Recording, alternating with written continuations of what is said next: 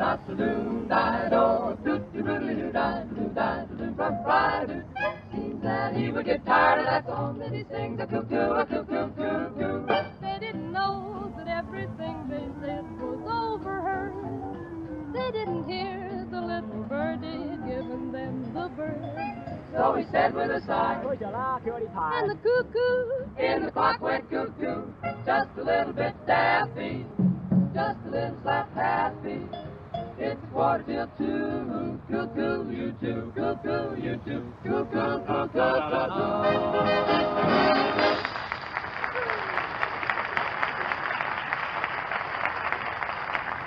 Yes, sir, that was our 6 hits and a miss singing Cuckoo in the Clock. Say, Bill, Yes. tell me, how did you and the cast like the trip we took down to the bullfights in Mexico? Oh, Bob, I think it did us a lot of good getting away from the program for a while. You know, it was the first time I ever saw you just watching the bull. Ah, Mexico, Mexico, the land of romance. Why, Bill, I wasn't in the country 10 minutes before a beautiful senorita tossed something from a balcony. Really? What was it, Bob? It was me, but that was an... But that was an interesting senorita you were with, Bill. Yes, she was a lovely girl, but don't you think she was a little stout? A little stout. Yeah. Goodwin, when she walked in the room, I thought it was Boulder Dam wearing a girdle. Well, I guess she was rather sturdy, Bob. In the evening, you know. Sturdy? Yes, she was sturdy. In the evening, we kind of strolled down to the village fiesta there, and there was a beauty contest. Did your girl win a prize? Oh, yes. One girl got a prize for being the most beautiful, and another for being the most graceful, and my girl got a prize for being the most. Well, Bill, I love those Mexican customs. You know, I'd make a good bullfighter. What? I'd make a good bullfighter, really. Oh, now, but Bob. Marvelous, I can get a lot of laugh in a straight line. All you have to do is take your tongue out, that's all. Go ahead. You know, Bob, you've never actually done any bullfighting, have you? Well, I didn't exactly fight a bull. I used to stand in the kitchen and egg on a mouse. I'd put a piece of pimento on a toothpick and infuriate them. Well, hiya, Cheesy. Still got your trap open? Why, Patsy Kelly, wow! Patsy, tell me, how did you enjoy the trip down to Mexico? Oh, yippee. I had the time of my life. Yeah, I saw that Mexican Romeo you were with. He was quite a cutie. His sideburns were so long he had them tied in a bow under his chin. Boy, there was a man. And did he have a chili and red pepper bread? We were sitting in the garden, and when he opened his mouth to whisper, I love you, 4 trees curled up and died. That Mexican food is really hot stuff, isn't it? Oh, hot, Bob. I ate so much enchiladas and chili that for 3 days my stomach swayed in rumba rhythm. Skinny Ennis took you to the bullfights, didn't he? Yeah, but the cheapskate made me stand behind the fence. We took turns holding each other up. Really? Uh-huh. In fact, I held Skinny on my shoulders for the first 5 fights. 5 fights, Patsy. There were only 4 fights altogether. I know. The 5th fight came after I found that out. Say, you and Skinny really were stepping high, weren't you? Oh, and how? Skinny spent a little money. He bought me some perfume. Perfume? What kind was it? Well, I'm not so sure, but on the way home, we passed a swamp, and 3 muskrats hollered yoo-hoo at me.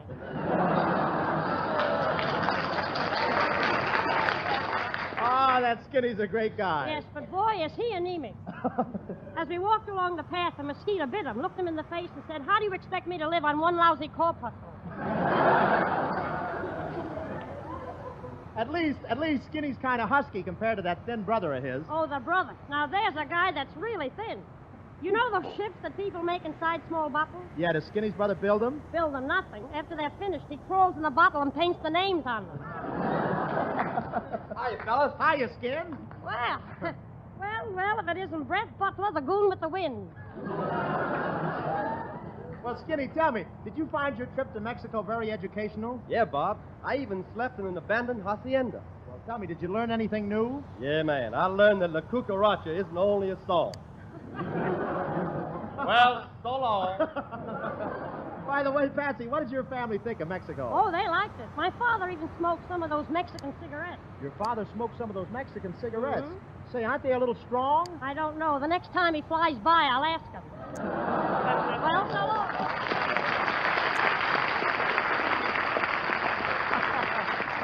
Say, Bob, you really think you'd be brave enough to fight a bull? Oh, I think so, Bill. Well, suppose you're in Mexico at the bullfight, you see.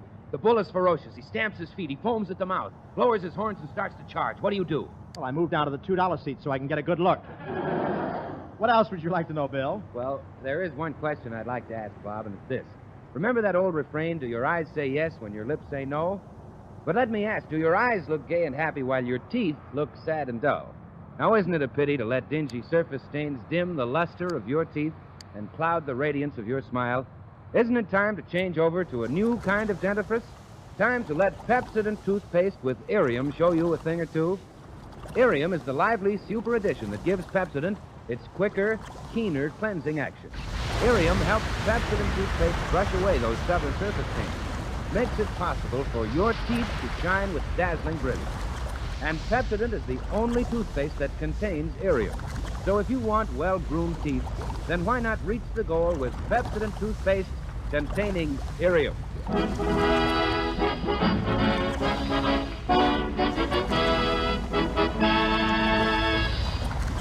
And now I take great pleasure in presenting those 2 favorites of Hollywood's younger set, both of whom are now working on the Paramount production $1 Million Legs, Jackie Coogan and Betty Grable. Thank you, Bob. Thank you, Bob. Hiya, kid. Say, Bob, what does that NBC on your special microphone stand for? Why, that stands for National Broadcasting Company. See, Smarty, I told you. Why, Betty, what did Jack say NBC stood for? Nothing but corn. Don't mind her, Bob. The little woman's a great kidder. A great kidder. Yeah, isn't she? Betty, it's great having you two up here with me. Remember the fun we had making that basic college swing? Were you in that? Was I in that, Betty? Don't you remember that scene where you sat down beside me in the garden and tenderly kissed me? Yes, Bob. And for the same money, I'd do it again. Now, wait a minute, you two. Just because you were in college swing with me doesn't give you the right to insult me. No, but it gives us the reason. Jack, I understand that last year you had a swing band. Yeah, I used to have my own orchestra with a full-fledged band leader just like Skinny Ennis. Really? Well, I'm glad to see you recovered.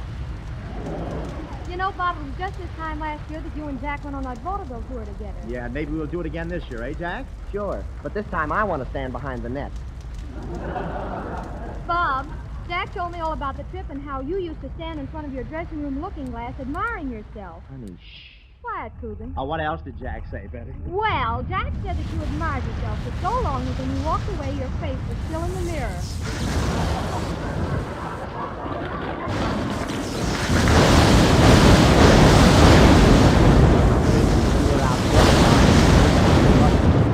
Big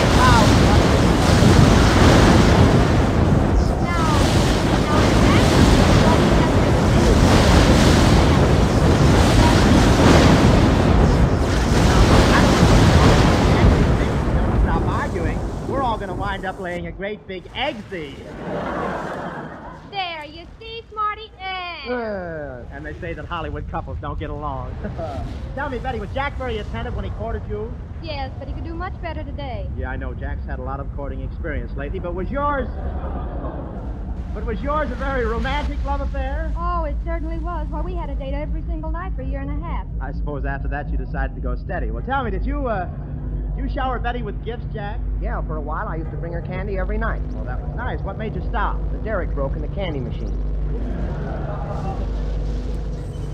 Say, well, look, I used to bring my girls happy apples. She'd bite into one side, and I'd bite into the other side, and then we'd have a tug of war. Gee, that must have been a lot of fun. It was until one night her teeth came out, and I almost broke my back.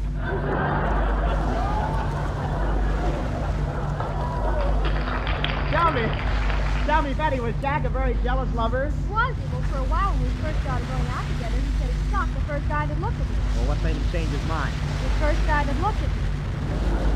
Well, tell me, how did you kids meet each other? Oh, it was a regular movie romance. We met in the theater, held hands through a double feature, and during the newsreel, some fellow said, "Monkeys is the craziest people," so we got married.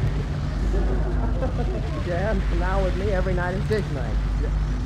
Well, don't tell me Betty makes you wash all the dishes. Well, all except the ones we get at your pictures. I suppose she washes those herself. No, we let the dog lick those. Say, Jack, are you very handy around the house? Why, I certainly am. Betty, tell him how I hung the curtains in the parlor last week. Oh, he sure hung those curtains. Imagine my embarrassment the other morning when I started to take a shower and I stepped out of the parlor window. Well, let's get serious for a minute. You know, you've been married a couple of years now, and I just wondered if... Jack. Jack, are you home? You mean like the new arrival? Jack and Betty, then Yes, we both brought an added responsibility with you this way. you mean that... Yes, Bob. We're going to have Betty's folks come and live with us. Oh, gosh, and I thought you were expecting a baby grand piano. Say, Jack... Jack, how about you and I having a little golf game Sunday? Oh, I'm sorry, Bob. Jack won't be able to play golf Sunday morning. That's the only time he has to do the ironing. Oh, now, wait a minute, Betty. Why don't you do the ironing? I did the washing this week. Now, Jackie. Oh, now listen here, Betty. From now on, I'm going to play golf on Sunday afternoon and play poker with the boys Sunday afternoon, and I'm going to come home just as late as I darn please. Can't I? Well, we'll talk it over as soon as you finish your ironing. Now, come here while I straighten your tie. Oh, nut. Go ahead, Jack. That's a good sign. A good sign of what? Why, that the lady's in love with you. Oh, I don't go for that sentimental stuff. Yeah, well, maybe this will help you understand. If there's a gleam in her eye each time she straightens your tie, you know the lady's in love with you. I wear sports shirts. If she can dress for a date without that waiting you hate, it means the lady's in love with you. I don't mind. I play pinochle with the doorman. And when our friends ask us over to join their table, but I take that faraway booze for two. Your brother works there. Well, sir, here's just how it stands. You've got romance on your hands because the lady's in love with you. Now look, Jack, if she has met your old flames and she remembers their names. I know. Well, the lady's in love with... Jack, you just listen. And Sunday night and each day, so I've got nothing to say. That proves the lady's in love. How true, how true.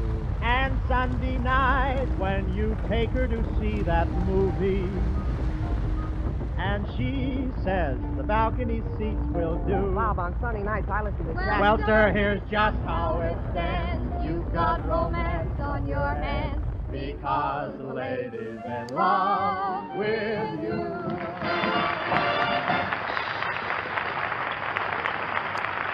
Thank you, Jackie. Thank you, Betty. And here's Skinny Ennis singing, What Is This Thing Called Love? Take it, Skinny.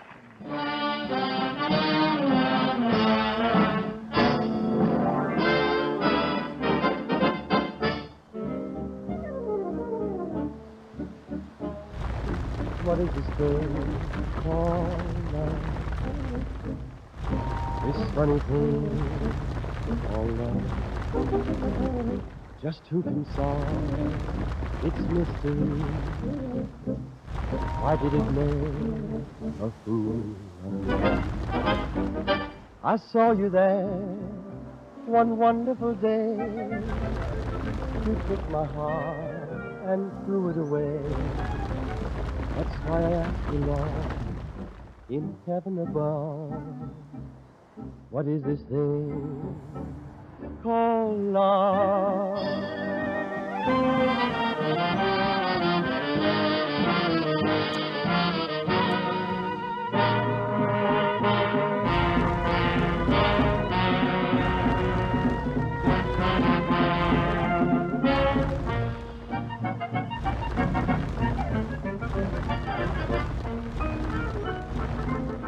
I saw you there one wonderful day.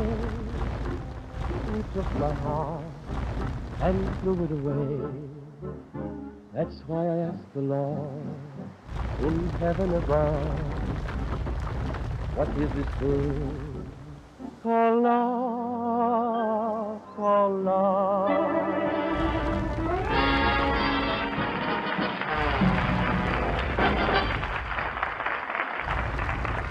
A wise man once said, if you have not lost a thing, you have it. Remember that next time you complain, oh, yes, my teeth used to shine, but not anymore. It's 10 to 1. The natural luster of your teeth is there, waiting for the right combination to bring it back to life. Well, for millions of people, Pepsodent toothpaste with Irium is the winning combination for dazzling teeth and a flashing smile. Irium makes Pepsodent clean teeth faster, brighter, smoother, better. But remember, Pepsodent is the only toothpaste that contains Irium. So if you want all these precious benefits, then brush your teeth twice a day with Pepsodent toothpaste containing Irium. There's a gold mine in the sky far away. And now Bob Hope brings you his version of There's a Gold Mine in the Sky. As our scene opens, we find Bob Hope and Patsy Kelly in search of gold somewhere in the middle of Death Valley, riding the trail on a pair of donkeys. Where the skies are always blue. A fine thing getting me out here in the middle of the desert on a couple of broken-down old donkeys. Say, why are their tails tied together? Well, there are 4 gophers following us, and they like to jump rope. Oh, come on, let's call the whole thing off. But, Patsy, you can't quit now. Can you think of an easier way to make money than finding a gold mine? Yeah, Sally Rand beat me to it. Anyway, there probably isn't any gold mine there if your uncle left it to you. You shouldn't talk that way about my uncle. He was a fine man. He just got into some bad company and sold stock in it. I see, and now he's left it all to you? Yes. Robert, my boy, he said, take the stock in my gold mine. Don't try to thank me. I just want you to remember your old uncle. I can see him sitting there now. A tear rolled down his wrinkled old cheek. And then the warden threw the switch. I don't blame him. Oh, wait a minute. I don't like this desert. Where are we? Hand me those field glasses. Great Scott, we're in Egypt. There's a camel walking over a hill. That's no camel, Hope. That's an ant on your nose. Oh, yeah? Then what's that hump on his back? He's wearing a bustle. Wait a minute. That must be the mining town around that bend. What a name. Gruesome Gully. Shoot. Say, this town must really be an historical place. Look at that monument there. What's written on it? On this spot stood the first good humor man.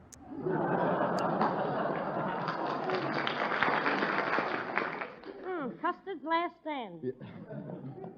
Oh. Come here, Hope. Oh, yes, sir. Listen, you're in Gruesome Gully now, and the mob in this town only do things one way. Now, are you going to play the game with us, or aren't you? Oh, yes, I'll play the game with you. All right, Tag, you're it. Say, Bob, there's an old guy sitting over there on the curb. Maybe he knows where your gold mine is. I'll ask him. Say there, partner. Hi. What's your name? Well, some call me Python Pete and others call me Yukon. Yukon Jake? No, you can't take it with you. I'm kind of corny in a Klondike sort of a way.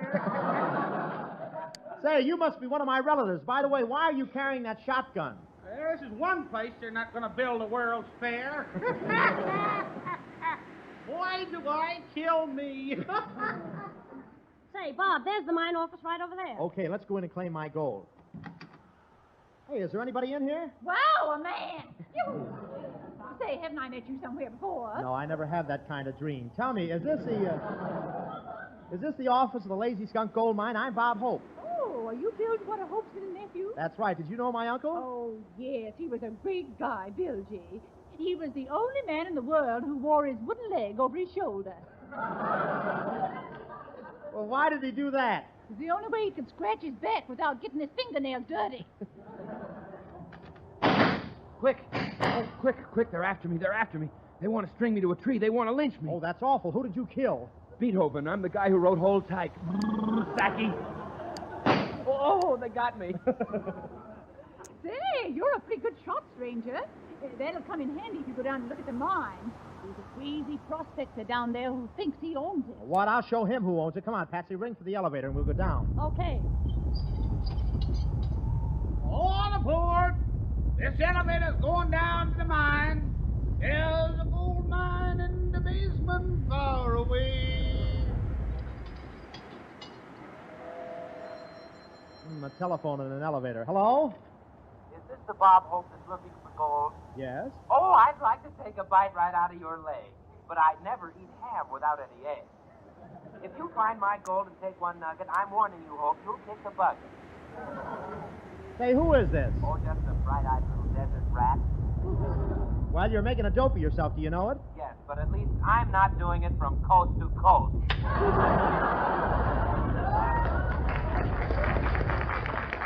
Hey, tell me, Amos, how long will it take us to get down to the gold mine? Well, if this elevator cable is in good condition, we ought to get down there in about 5 minutes. Yeah, well, what if the cable isn't in good condition? Well, here we are.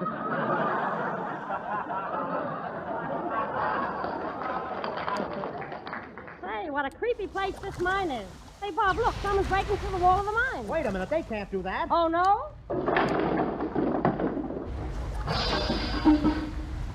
Greetings, Gate. Let's excavate. Professor, what are you doing 5 miles underground? I was planting a seed in my garden, and I became too enthusiastic. Well, what kind of a seed was it? Dave, I got a tip to plant a radish 5 miles down.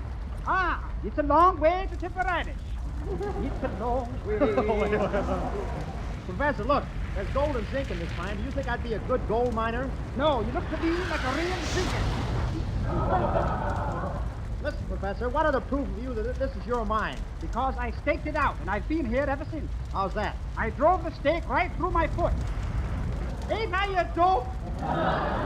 Say, look, there's a lot of gold over there on the floor, and there's a horse walking through it. Yes, that's the Lone Ranger's horse. Ah, silver threads among the gold. You're something of a pioneer, aren't you, Professor? Quite so. I once made the trip across the plains in a wagon. Was it covered? Ah, yes, both collision and viability. I suppose you made many a long trek across the country in search of gold. Ah, yes. As an uncle of mine once said as he began a long trek, quote, "As a trekking from Tariada," unquote. Well, tell me, what's the largest deposit of gold you've ever seen? I once saw some solid gold icebergs. Gold icebergs? Ah, yes, and I came near them, and when I did, they rose out of the water. Ah, the rise of the Goldberg. You, Mrs. Blue! Look, Professor, one of your miners over there, he's dying of thirst. Why don't you give him a drink? I can't, Abe. Why not? Because we don't serve drinks to miners. Look, Professor, we wasted enough time. Let's start digging for gold. How deep is this mine? This mine is so deep, if you go down any further, you'll be deviled ham. Ah, yes, and if you put your ear to the ground, you can hear people talking from the other side. But that doesn't stop me. I'll take a pick and dig right through. Dig-a-dig-a-doo, dig-a-doo-doo, dig-a-dig-a-doo, dig-a-doo. Look out, Professor, you're breaking through. Professor, you got down too far. Where are you? Say something. Please wait. I'm in a lonely end of the state.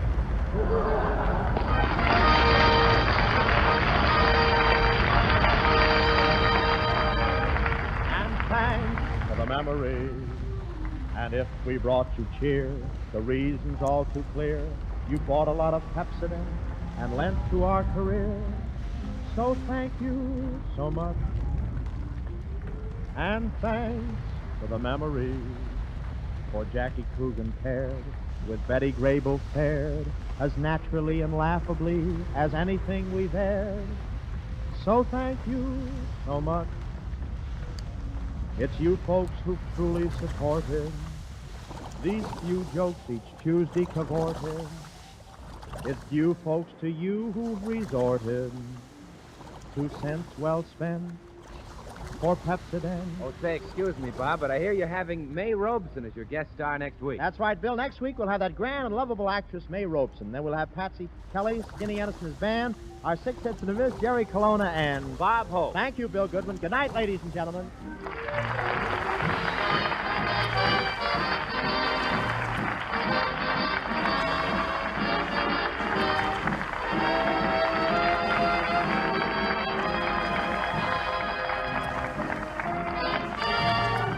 The Ladies in Love with You is from the Paramount picture Some Like It Hot, and this is Bill Goodwin speaking. Don't forget, Pepsodent Delirium brings you Bob Hope next Tuesday night at the same time. Good night.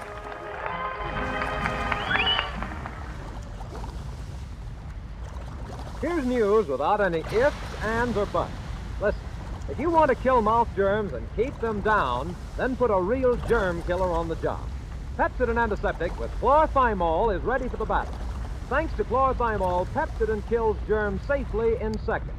Yes, even after dilution with 2 parts water, Pepsodent is more effective than other leading mouth antiseptics used at full strength. How's that for potency? Yet Pepsodent Antiseptic containing chlorthymol is safe. So start today to gargle with Pepsodent Antiseptic and get the amazing benefits of chlorthymol. This is the National Broadcasting Company.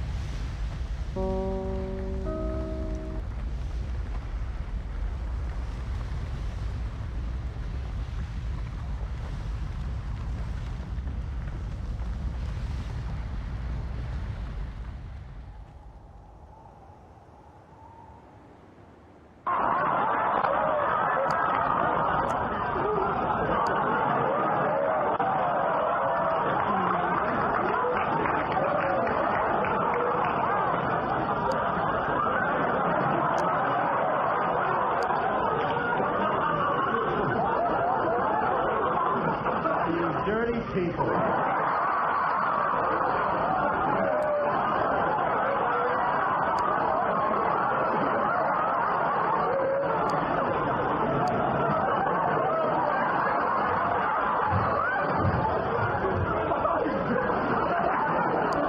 That'll never be in. I'll cut that out now. My little nephew Frank to the toilet.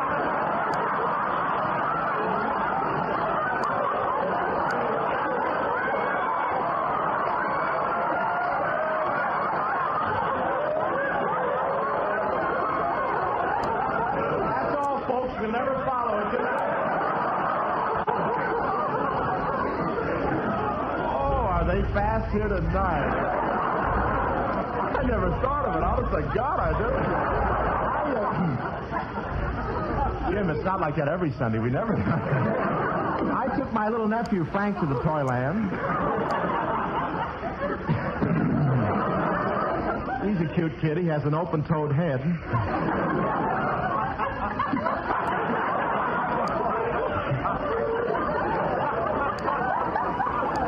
Wonderful gag. I wanted to try it. Of course, that makes a straight line out of the punchline here.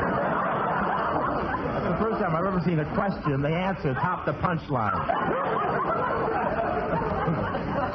And are the kids tough down there in Toyland? Are they tough? I want to get this whole thing off my mind before I continue. I saw a couple of kids dragging a sack around. I said, why don't you go to see Santa Claus? They said, who do you think we got in the bag?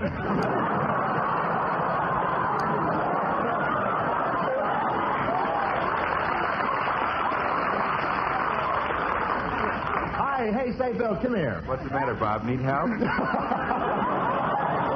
That's Bill. No, I just got here too early, that's all. But, Bill, I saw you shopping yesterday. You were in the fur department. What were you doing, buying a fur coat for your girl? Oh, no, not in that place, Bob. You see, I have a test for fur. You have a test for furs? What is it? Oh, yes. Well, I go into a fur store and I set a white mouse free. Wait a minute. You set a white mouse free? Well, sure. If nothing catches it, I talk business.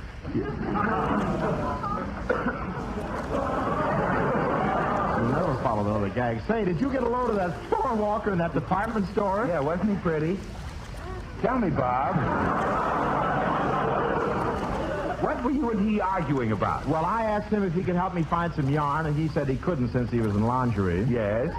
I said, laundry, what do you think I'm in, muslin? Well, listen, Bubbles, you got to see Santa Claus. Sure, Bill, I saw Santa Claus. He smiled at me, then he winked and said, I never thought you'd get away from that audience in Pittsburgh. By the way, Bob, are you giving me something this year? Why, yes. Now, last year it was gloves, wasn't it? Yes. Well, this year I think I'll just repeat that. Gee, you mean I'm getting the other one? Yeah, well, I had to meet you before I knew that a man could buy one cufflink. Oh, yeah? Yeah. Gad, what an old card wouldn't give for dialogue like that. Well, anyway, Bill, good old Christmas will soon be here, I think. Yes, Bob. Have a cigar? Have a cigar. Are you a little drunk or a proud father? Oh, no, Bob. I just want you to try one. I tried one on my uncle before, but it really wasn't a fair test. He had a weak heart. Bill, you've been awful fresh since Phil Harris showed you how to do your hair. Well, it's not that, Bob. I'm just worried. I still don't know what to get Maisie for Christmas. Are you still going around with that Life Boy success story? She's not bad, Bob. She's just the down-to-earth type. Listen, if she was any more down-to-earth, she'd creep. Say, I saw Skinny shopping with his girlfriend. You know, Bob, the fat one? Boy, is she fat. Fat. She's so fat, no matter where she sits in the theater, she's on the aisle. Well, you know, for a fat girl, she has a lot of poise. I noticed her hands, for instance. They were so calm and still. Yeah, that comes from milking cows. It does? Yeah, she's milked so many cows, she's got contented hands. But I should run down his girl. How about that shoplifter of yours? Shoplifter? Now, listen, just because a few little things happen to catch on my girl's clothes, that doesn't make her a shoplifter. Oh, no. Well, why was she wearing that combination bustle and iron claw machine? Well, she doesn't want to meet Orson Welles unprepared.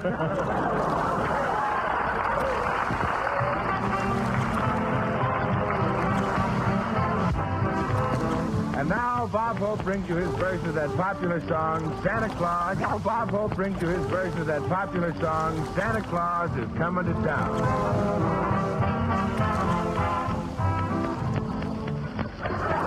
Say, Bob. Yes. Bob. Yes, Bill. What are you looking so sad about? Oh, the whole world looks black to me.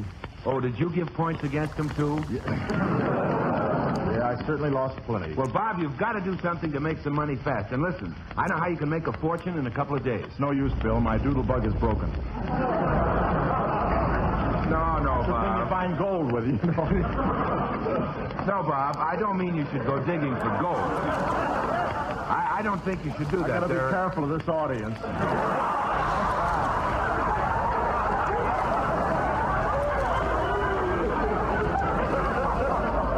We really have a blackboard here tonight. Take it. Bob, I don't really think you should go digging for gold. There are other ways to get rich, you know. Investments, big business. Maybe we could open our own movie studio. You remind me of Mayor LaGuardia. You do. Well, what kind of business do you want to fail in this week? Well, this week I'd like to get into something unusual, something that will attract attention, Bill. Bob, don't tell me you're going to put on your one-piece bathing suit again. No, I think I'll open up a shop to sell Christmas presents, some kind of Christmas presents people always buy. I've got it. I'll sell ties. I can start by selling the one I'm wearing. Oh, no, Bob, you can't make much money selling one tie. Oh, no, Saturday afternoon they sold one to 103,000 people.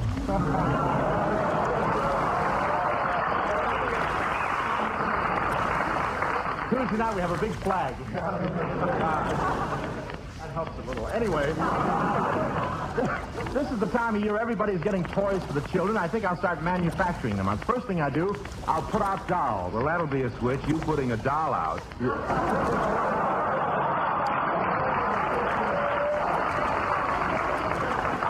And anyway, you know, I could make rattles. Yeah, you certainly could, Bob. You got the head for it. Well, hesitation takes. Bill, I've got a great idea for a wonderful toy. It's a little box. And in it is a little man that always pops up at the most unexpected moments with the angriest expression on his face. Oh, Bob, that's a Jack in the Box. No, Bill, that's a sponsor. But I'm going in the toy business. I'll sell thousands of roller skates. Everybody will know my roller skates. They'll be on the tip of their tongues. That ain't the way I heard it, Johnny. Very sly stuff. Wait a minute, Bill. I just thought of something. We'll need a little money to get this toy factory started. Well, you can borrow it from the government. Now, Bill, I wouldn't think of borrowing money from the government. Oh, don't like poor people, eh? No, Bill. I've got my own plan for opening this toy factory. I'll borrow the money from Skinny Ennis. Skinny, where did he get money? Ripley pays him to keep undercover. Well, he couldn't have picked a better program.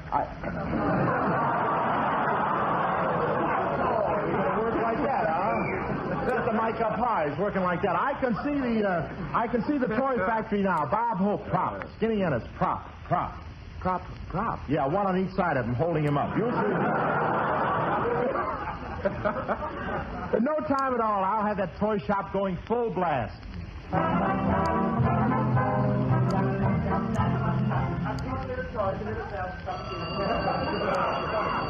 Hello? Hope's Toy Factory. We nail 'em, you mail 'em. Listen, Mr. Hope, this is Mrs. Brown. I bought a package of toys for my son, and the darts are missing. Are you sure you put them in? I can't find them. You can't find the darts? Wait, I'll look for them here.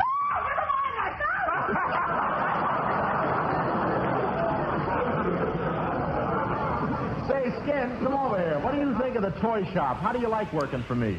Well, Bob, but you better take me out of the Deanna Durbin doll department. I better take you out of the Deanna the thing, or you take it right out of there? Well, let's get it all. The Deanna the why, Skin?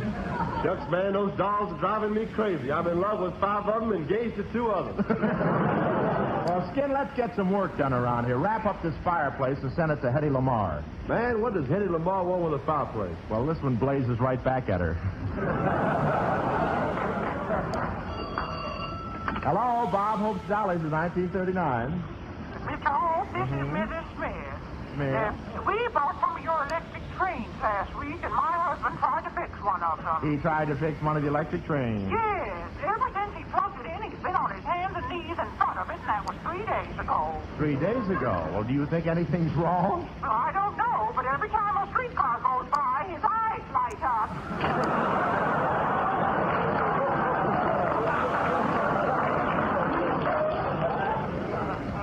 Say, where's my secretary, Miss Sludge? Coming. Miss Sludge. Miss Sludge, take a letter. Take a letter, say, who do I look like, Jim Farley? You would if you had a little more hair. Now, tell me. Tell me, Sludgy, can you take shorthand? Oh, yeah, you just try it and I'll slap you silly.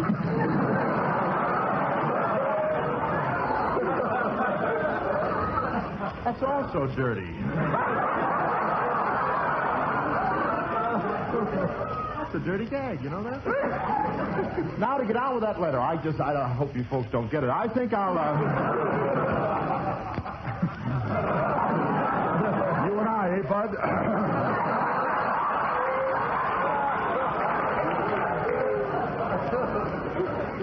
Now, to get on with that letter, I think I'll dictate.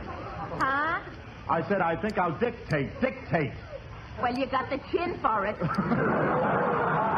You know, boss, I got a complaint. That Skinny Ennis keeps annoying me. You mean just because Skinny keeps kidding you, why he's only pulling your leg? I know, but it keeps coming off.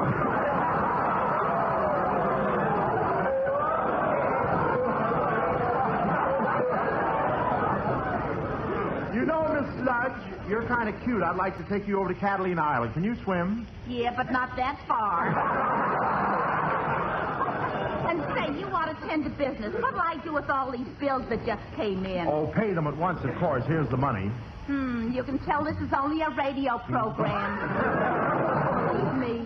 Kid, I'm a little worried about our sales. Now, how have the games been selling this year? Not so good. Some goon called up about a game we ain't got in stock. Some game called post office, so Oh, operator, I was disconnected. Say, Bob, I got more trouble. I was blowing up one of those bubble pipes and it backfired. Well, what's so bad about that, Skinny? Man, every time I hiccup, I give myself a bubble bath. Forget that. Tell me, how are things with the Diddy dolls? Oh, things are pretty much the same with the Dottie dolls. No change. Hey, Mr. Hope. Yes, what is it? Listen, I'm Jones, the foreman in... Listen, Mr. Hope. Mr. Hope. It's just 3 doors down.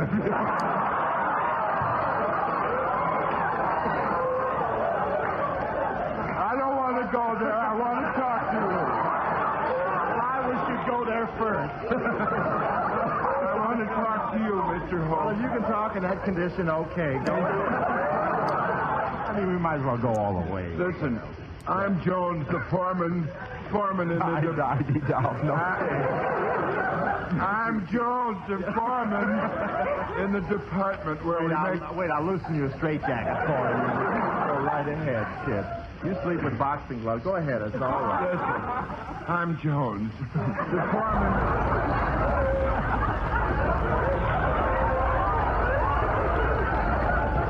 I'm going to quit, Mr. Hope. Okay, you're not helping me any. I ain't doing myself no good either.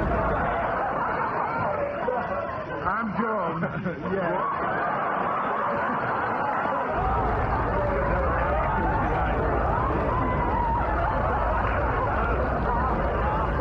You couldn't get a break like this on the air, you know. Well, look. You're Jones.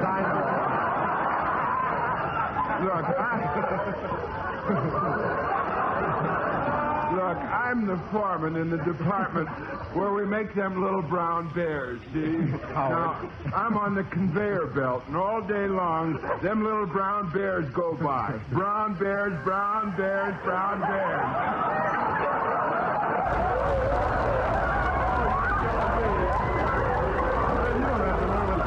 With that character, you can get your own program. The hell with me.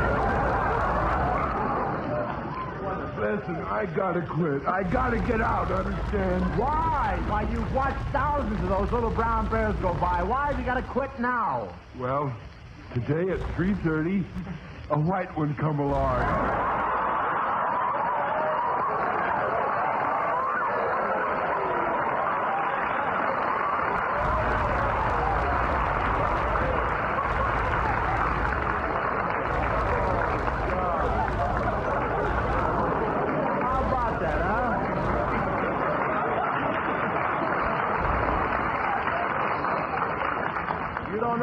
From now on, you're Mr. Jones. Oh, we gotta quit. Start working on a switch for the brown bears for next week. Hurry up. Get the door. What's the door? Oh, yeah, that's in there. Hiya, Skin. See, listen. When I press this, I want to tell you something now. You are following dynamite. Just step in and be happy. Hey, listen, Bob. Oh, dear, that. Let's just throw it away, huh? Go ahead. The Republican headquarters. What do Republicans want check this for, Bob? They're planning to make a move in 1940.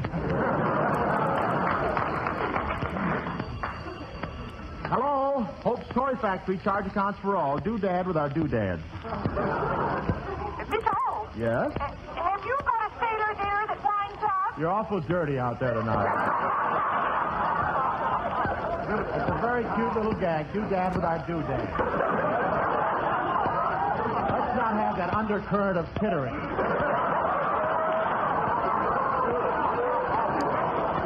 Well, they were, Tom. They just kept snickering back in there. Everything they did. Gag, the thing, Mr. Hope? Yes. Mr. Hope, have you got a sailor there that winds up? Have we a sailor?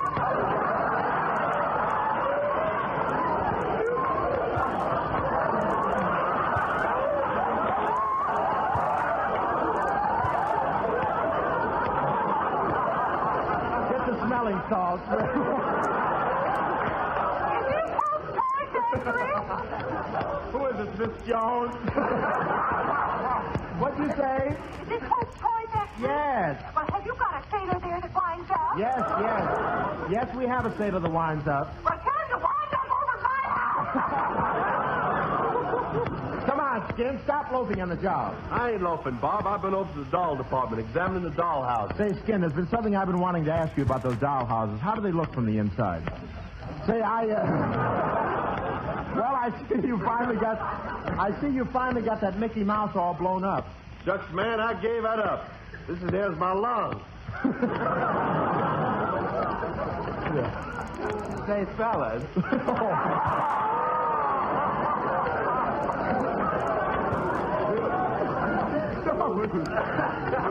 This is Sister Jones, yes.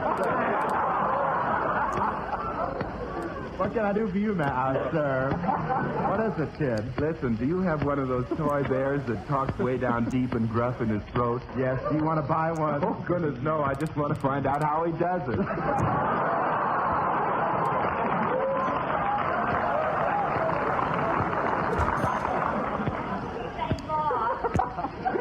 Well, Miss Flood? This toy train, a Republican just wanted to buy it, and the electric engine hissed at him. Gee, must run on Washington, D.C. current. Gee whiz, That's the finish of the gag. Here? That's the finish of the gag. You've got some awful stuff here. You know that, don't you? Yes. I brought a rubber crocodile home for my nephew, and gee, it's too realistic. What do you mean? Well, every time he puts it in the bathtub, Johnny Weissmuller dives in through the window with a knife between his teeth. Well, if you don't like the way I run things here, you can get out and get another job as a secretary. What, I should quit now just after I broke in your knee? Well, stay if you want to, but don't be fresh for the customers. They'll think I've got a monkey working for me, not a human. So it's monkeys to humans I am, eh? Comes the evolution, it'll be different, believe me. Hello, Bob. Will somebody wait on me? Well, Bill Goodwin, Miss Sludge here will take care of you. Here, wait on this customer, Sludge. Well, if it ain't fungus face.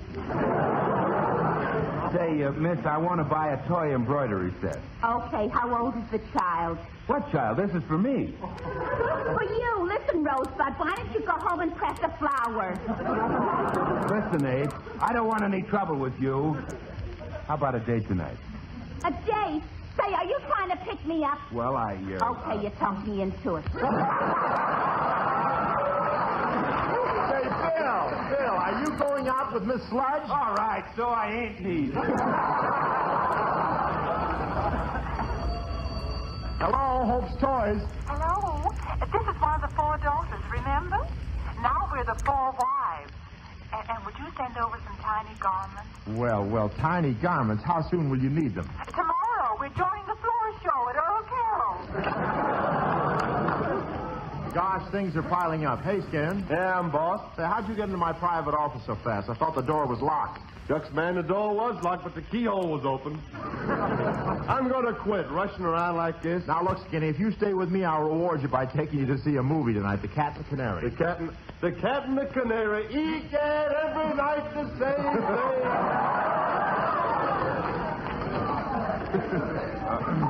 Young man, Yes, sir. Welcome to the toy factory. What can I do for you? I represent your sponsor, and I'd like a dozen sets of building blocks, and a dozen teddy bears, and a dozen rattles.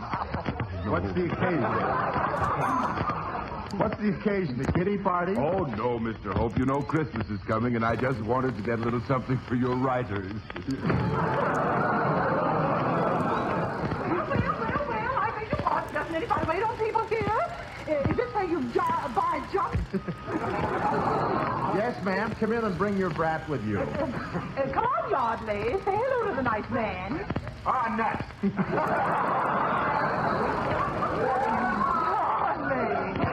Yardley, darling, say hello. I'll beat your brains out. Ah, nuts. He's a nice little monster, isn't he? He'll probably grow up to be a leader someday. This guy kills me tonight. I don't know. He'll probably grow up to be a leader someday of the Black Hand. Ah, nuts. Yardley, every time you say that, Every time you say it, I'm going to take a dime out of your bank. On that. There.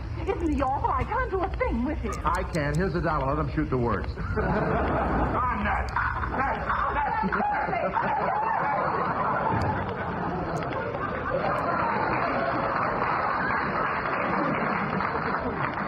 Say, Bob, no punch is still as funny. Where are we? Hey, have you got the list of those kids you want toy trains for Christmas? Oh, the kids that want toy trains? Yes, I got the list right here. Want me to read it? Yeah. Well, there's Wallace Beery, Victor McLaglen, Boris Karloff, Clark Gable, Gary Cooper. What about you, Bob? What you want? Well, there's Madeline Carroll, Ann Sheridan, Dorothy Lamour, Lana Turner, a free pass for Earl Carroll. Calling Mr. Hope. Calling Mr. Hope. This is the foreman in the baby carriage department. Man Mountain Dean is shopping down here, and we're doing everything to please him. Now he insists on wheeling a baby carriage up and down Hollywood Boulevard. Well, what are you so mad about? What am I so mad about? I'm in it. Say, Bob, I was just thinking, while I'm working, they ought to get some stuff for my girlfriend. That fat girlfriend of yours, Ken, boy, is she fat. She sure is, Bob. I never realized until last night when we were standing in front of the fireplace and helped her pitch her stocking. But she's a swell kid. You know, little girls are made of spice and everything nice. If your girls are made of spice, they must have drained the West Indies. Say,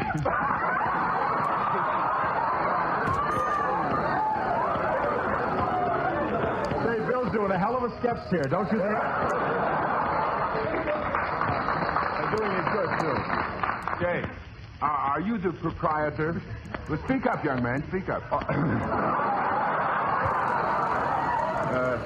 Last week, I bought a toy for my son in your store.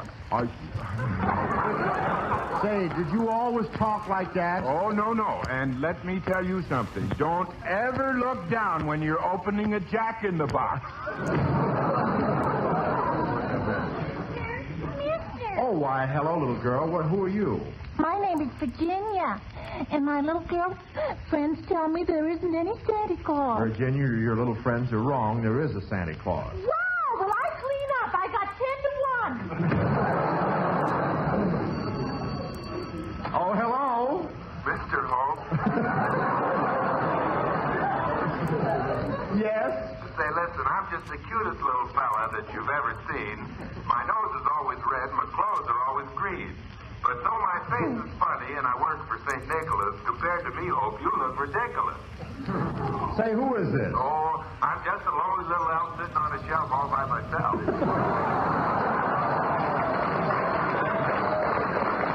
Well, why aren't you outside watching the reindeer? In California, there isn't any, darling.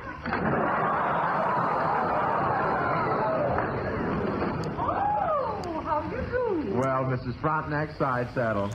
Say, with that searching look in your eye, I suppose you're after a toy, or am I mispronouncing it? Oh, no, Mr. Hope. Be careful or I'll cut your yo-yo string.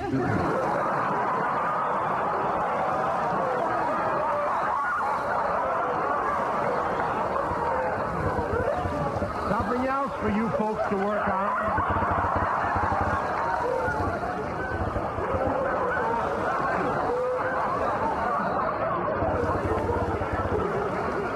After the show, let's all go to the main street, huh?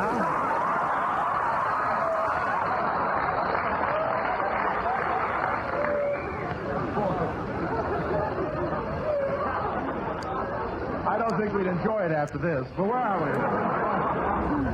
Oh, yeah, right in there where you cut my yo-yo. Well,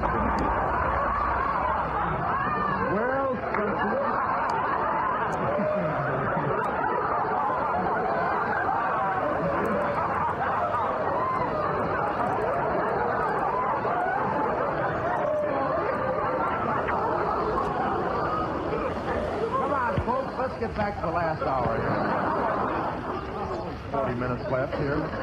Well, Fronty, I'm glad you drooped in. Oh, you have a charming little shop here. Tell me, is this big, beautiful factory really yours? Well, once a week I wrestle a man from the finance company for it. Why should I... What can I do for you, Fronty? There's not one of those toy giraffes. All right, would you like a long neck? Oh, you dear boy, do you think we have time?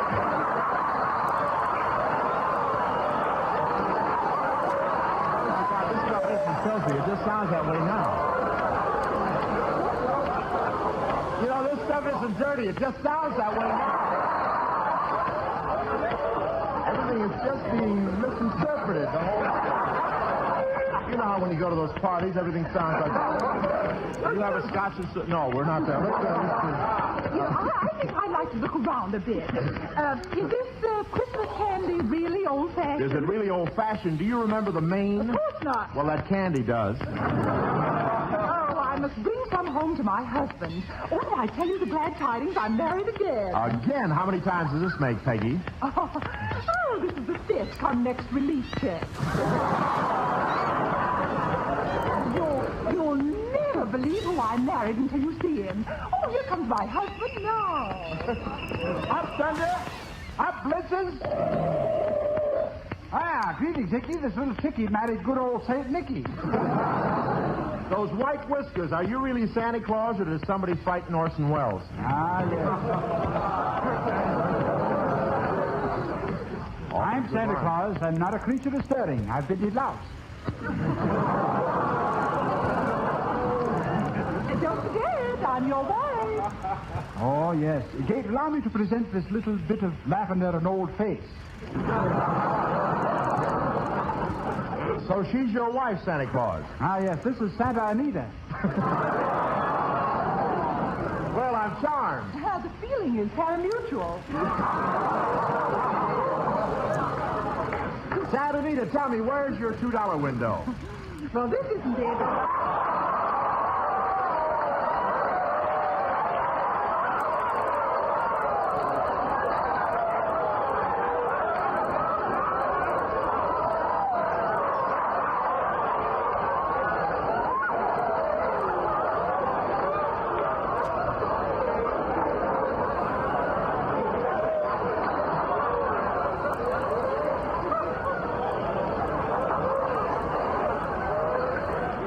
I'll say this and do this for my last program on the air.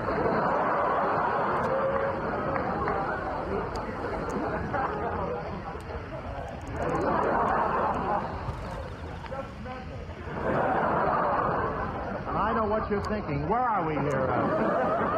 Isn't that awful? Isn't that awful? Well, you know Robert Hope, dear. He's associated with Easter. Well, how did you ever happen to meet your wife, Santa? Kid, one day I got a new shipment of reindeer, and what was I going to do? Throw that one out? I see you've got quite a few reindeer out there. Ah, yes. Dancer, Prancer, Donner, Blitzen, and Shapiro.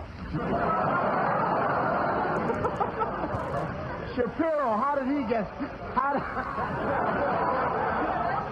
How did he get in there? He's a relative.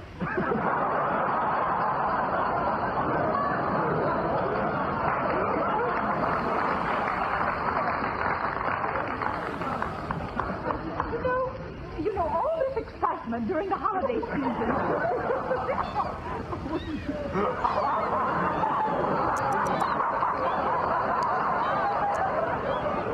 Let's not read that word there. No! Oh, my God. They'll take it dirty. Oh, you don't know what's coming. Let's not do it. Let's jump to the finish. Oh, no. Oh, they're dirty-minded here tonight. Let's not... I've never seen an audience like this. You know, all this excitement during the holiday season reminds me of the first time I was kissed by a man. Come, dear. No hard luck stories, please. You must be very fond of your wife, Professor. I am indeed. I am going to have her teeth filled with iron and throw magnetic mines at her. How can you say that? Don't you ever kiss your wife? Ah, yes. Non-habit forming, isn't it? I was telling her this morning she looks aristocratic. She looks as if she were born with a brass rail under her foot.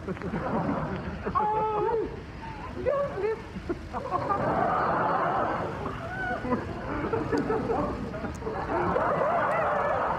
Pardon us.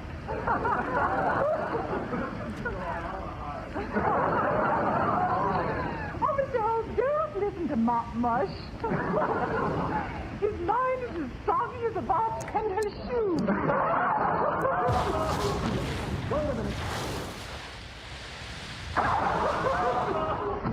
Wait a minute. Can't you two talk nicely to each other? Will you read that line for me? Yes, but who'd laugh? Well, I'm glad you came. I'm glad you came here to get your toys. How about an erector set? Oh, we've got an erector set. We've got an erector set. You have got an erector set? Oh, I'll play it like it's straight. Yes, what do you think is holding her up? Well, I never expected to see Santa Claus. There ain't no Santa Claus, I tell you. There ain't no Santa Claus. Say, where did you come from? UCLA.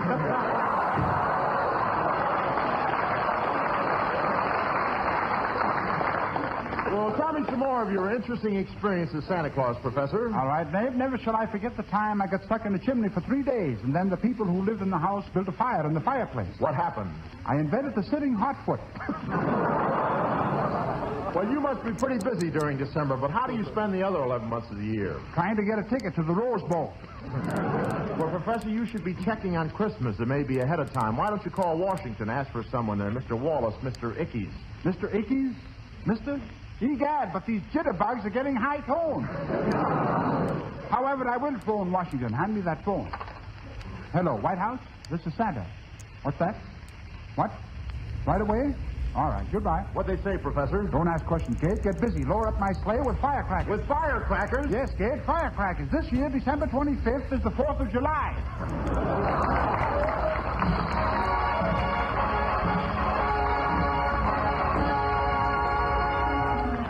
Oh, thanks for the memory. Our friends both far and near. Each Tuesday we appear. By courtesy of you folks who've been lending us an ear. I'm looking in here, too. Thank you so much. And thanks for the memory of Judy Garland's flair for song beyond compare. Your every tune's a sweet perfume that permeates the air. Oh, thank you so much. And remember, folks, Pepsodent's gentle in matters pertaining to dental. Make your holiday smiles ornamental. Put cheer in 'em with good Olerium. Next week, we'll all be back as usual with Judy Garland, Skinny Innocence Band, our 6 hits in the Miss, Jerry Colonna, and Bob Hope. Thank you, Bill Goodwin. Good night.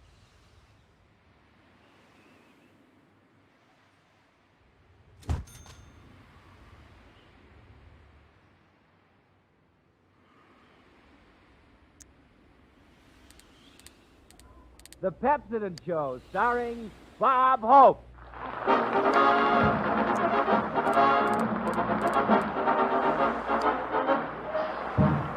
When you're feeling lonesome, strictly on your lonesome, where there's life, remember there is still Bob Hope. Thank you so much. How do you do, ladies and gentlemen? This is Bob, middle of the winter Hope, telling you if you've got preserves in the cellar, use Pepsodent and you'll preserve what's under your smeller.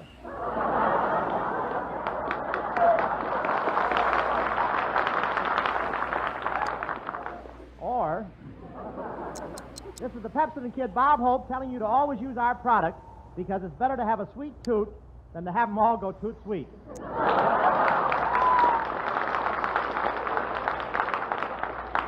I'm a little tired tonight. I went down to get my license plates yesterday. I just got back. I must have been standing in the wrong line. When I got to the window, they handed me a uniform and a gun. You know what a license plate is? That's the last thing that whizzes over your head when you try to get across Hollywood Boulevard. I wouldn't say the line waiting for license plates was long. All I know is, when I finally got to the end of the line, I had to buy Colorado plates.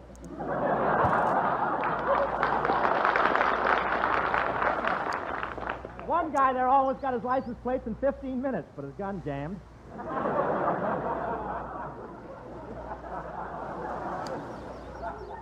No prompting from the audience now. No, at least I had a good idea. Did that line move slowly? I didn't realize how slow it was moving until I went up to one old guy in line and said, "Have you been waiting long?"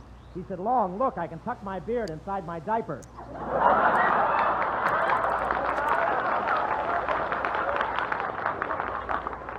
I stood in line 3 days getting my license plates, and it wasn't worth all the trouble, I thought, as I shoved them under the door of the finance company.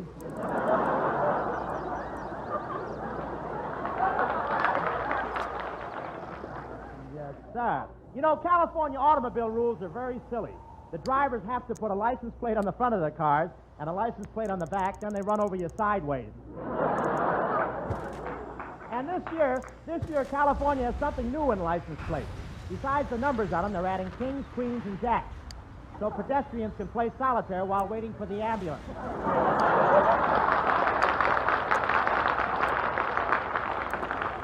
And of course, the Chamber of Commerce insists that every license plate has a feather on it. That's so when you hit a pedestrian, he dies with a tickled expression.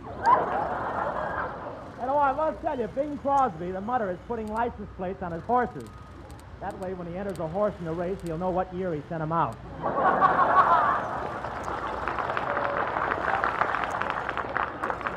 But isn't it wonderful to have every car numbered and cataloged?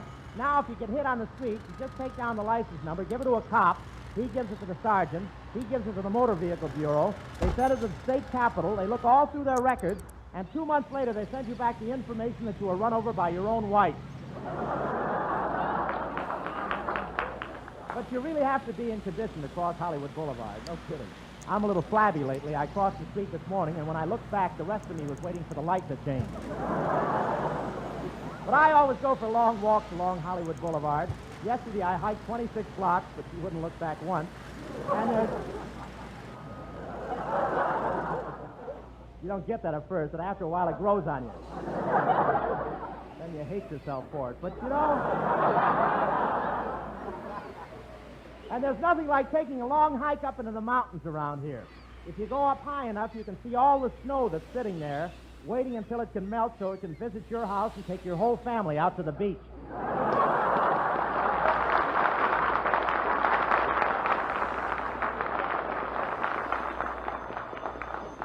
Hello, Hope Lost and Found Service. If we find it, brother, you've lost it. Hello, Mr. Hope. Have you found a beautiful set of girls' teeth all gleaming and white and sparkling? Uppers or lowers, Goodman, or can we sell you a compartment? Look, I'll let Art Baker handle that. He's in charge of our finding bright teeth department. Hey, Baker, teeth, kid, teeth. Oh, teeth, okay, Bob. Thousands of pretty girls are prettier because they've found Pepsodent tooth powder. And thousands of smiles are brighter because they use it. Now, if you've lost a pretty smile, then here's an easy way to find it again. Just use new high-polished Pepsodent tooth powder. For not only does it contain irium, Pepsodent's patented super cleanser, but now Pepsodent tooth powder contains a new polishing agent called composite metaphosphate, also patented by Pepsodent and available only in Pepsodent. You see, it's not enough to just wash your teeth. You can get a lot of powders to do that. But if you want a bright, gleaming smile, you have to polish teeth, too. And that's no job for any halfway tooth powder. It takes one that's made for the job. It takes Pepsodent. For now, with its new polishing ingredient, Pepsodent has the power to produce a 32% greater luster on teeth than any other leading tooth powder. Actually, twice as bright as the average of all other brands. Just try Pepsodent tooth powder starting tonight, and in just a few days, you'll begin to see what we mean by more luster. Yes, ladies and gentlemen, to find that smile you thought was lost, just go to your druggist and say, Pepsodent tooth powder, please.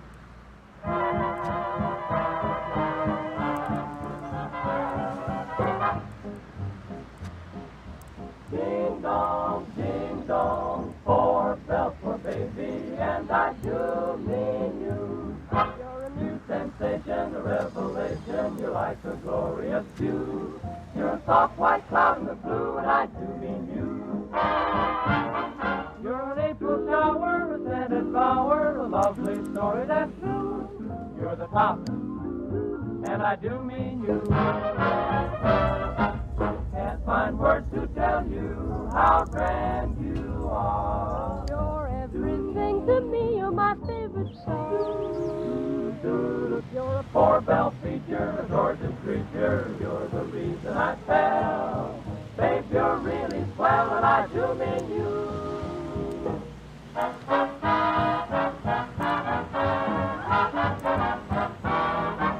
Listen, listen, here's a scoop that'll knock you for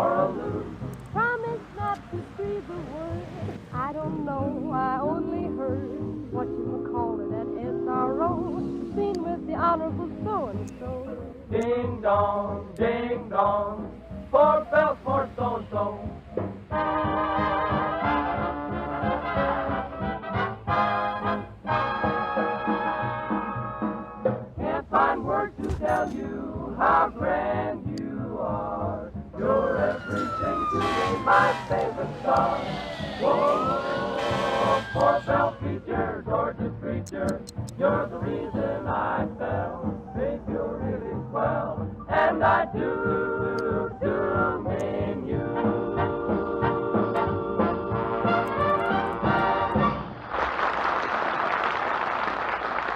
Yes, sir. That was our Six Hits of the Miss singing Jimmy Fiddler's song, I Do Mean You. Jimmy Beller, yes, sir. And now, ladies and gentlemen, it is my pleasure to present one of Hollywood's leading actors, soon to be seen in the Paramount picture The Mad Doctor, and familiar to all of you on the air as that super detective, Sherlock Holmes, Mr. Basil Rathbone.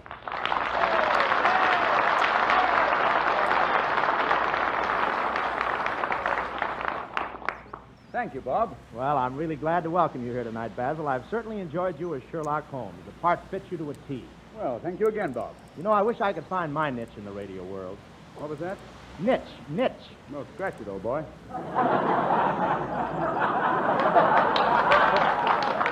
But tell me, Basil, how does my program compare with yours? No, it's very different. For instance, we don't have a studio audience at all. Well, then you mean you go through an entire program without any laughs? Yes, but you see, we have an excuse. I've got one, too. I forgot to run through the audience with my feather tonight. But I will say, those Sherlock Holmes mysteries are really exciting, and I love that Dr. Watson. Yes, he's wonderful. Nigel Bruce plays the part, you know. Oh, he does a grand job. He makes an ideal partner for you. Indeed he does. I realize it more than ever tonight.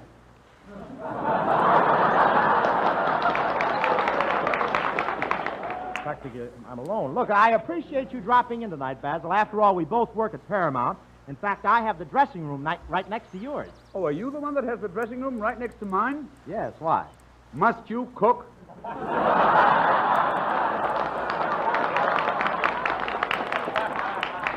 Well, I've got to do something with these eggs, but I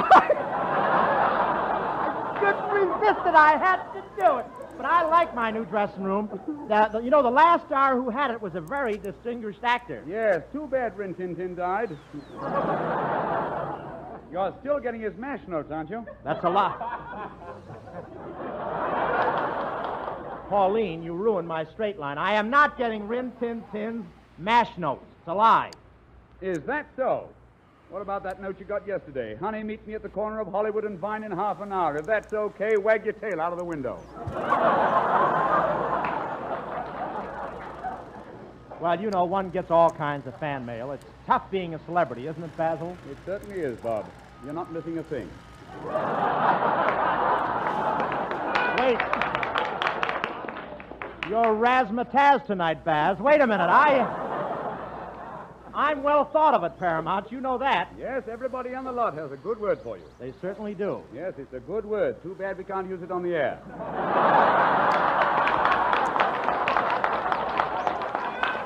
I don't know how you got all the laughs. I'll have my mother look over the script. You know, Basil, our listeners would be interested in knowing how you ever learned to turn on such a wonderful, horrible sneer. Oh, that's quite simple, Bob. I used to be a waiter in the Brown Derby. Oh, I thought maybe you'd been listening to this program. No, that's where I get my snarl. I use it quite a bit in the picture I just finished at Paramount called The Mad Doctor. I go around killing all my patients. Really? Say, well, how about giving the folks a Let's get together now. Come now. How about giving the folks a preview of The Mad Doctor tonight, Basil? Suppose I were going around selling magazines and I dropped into your office. What would happen to me? Well, let's try it. Oh, boy, what a job. Selling magazines from door to door. I've been walking all day. Boy, have I got blisters. Doggone, got a flat in my left toe. Gee, this is a big office building. I wonder if I should try this office. That's a lovely sign he's got on the door. Dr. Fennessy. That sounds menacing. Anybody in? Yes, I'm the doctor. Speak up, young man. What's wrong with you? Oh, nothing. I'm selling magazines. I'm working my way through. Through what? They're going to tell me after I sell the magazines.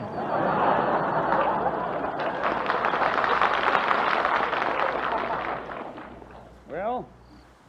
Don't stand there staring at me. Why do you stare at me? Everybody stares at me. Why do they stare at me? Or maybe it's because you've got two heads.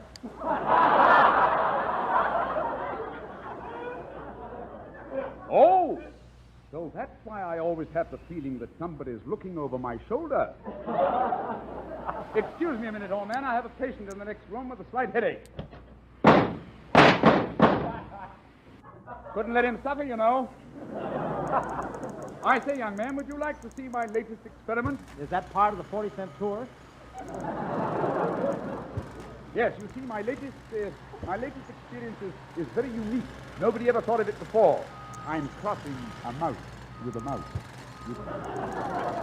You crossed a mouse with a mouse? What did it get you? Mousy. Say, you know what? I think there's something wrong with you.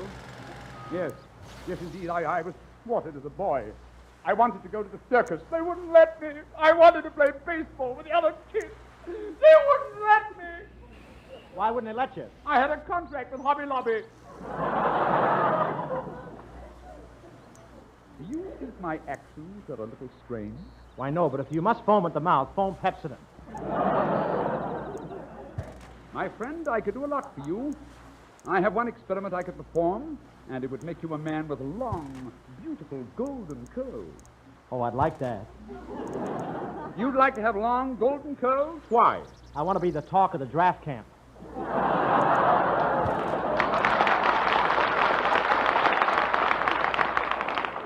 They read. Come over here and sit next to this machine. Please, please. All I want you to do is buy my magazine. Buy my magazine. I see you're starting to get hot under the collar. Collier! I'm not only nuts, I'm corny. Well, look, Doctor, what are you going to do to me? Now for my greatest experiment. When I turn this switch, you'll never think of anything but beautiful girls. All your life, you'll just think of Hedy Lamarr and Madeline Carroll. Oh, gee, that's wonderful. Turn the switch, quick. All right, here goes. Well? Doc, something went wrong. It's terrible. All I can think of is Brenda and Cabina. I keep seeing their faces. You say all you can think of is Brenda and Cabina? Yes. Couldn't let him suffer, you know. Thank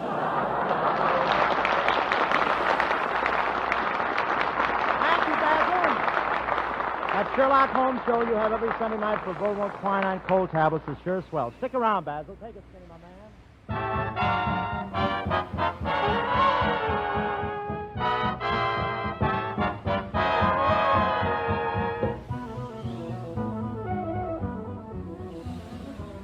Ada, sweet as apple cider, sweeter than all I know.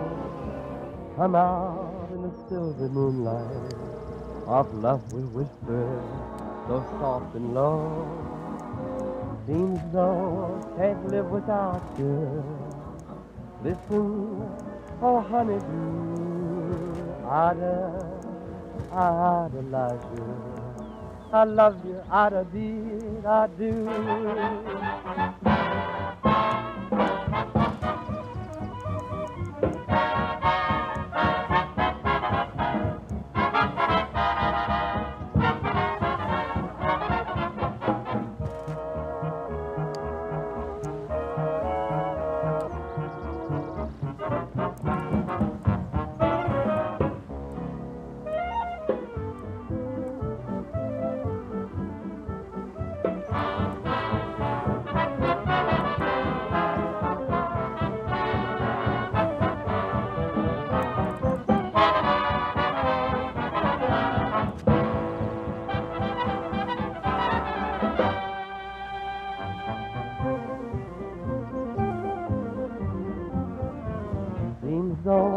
Can't live without you.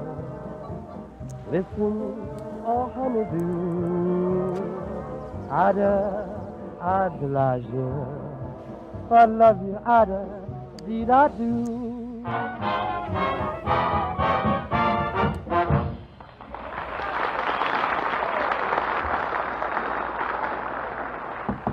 That was Skinny Ennis singing Ida, ladies and gentlemen. Come in. Come in. Dr. Hope? No, you're a week late. I was Dr. Hope last week. Oh, this yeah, week there's yeah. no hope. Oh, I mean, what am I saying? No doctor. I mean, no, say, what do you want anyway? I ain't got no friends. I can't even influence people. I want to be a Hyman. Oh, just a minute, Bud. Here's a chap who can tell you what to do, or back he goes to time signals. Art Baker, tell him what's the matter. That's easy. Well, the chances are, ladies and gentlemen, that our friend overlooks the greatest friend winner and people influencer of them all, his smile. Yes, the one thing that most quickly draws people to you is your smile. And take it from me, a smile has to flash. It has to glitter. It has to have brilliance. And that's why it's so important to polish teeth as well as clean them. Tooth powders that just wash teeth do only half a job. And that's why it's so important to choose Pepsodent tooth powder. For Pepsodent contains a new high-polishing agent available in no other tooth powder called composite metaphosphate. Scientific tests show that it has the power to produce 32% more luster on teeth than any other leading tooth powder. Actually, twice as bright as the average of all other brands. Now, think of this big 32% margin in terms of how much brighter your teeth can be, how much more charm your smile will have, and I'll bet you'll hurry to your druggist and say, Pepsodent tooth powder, please.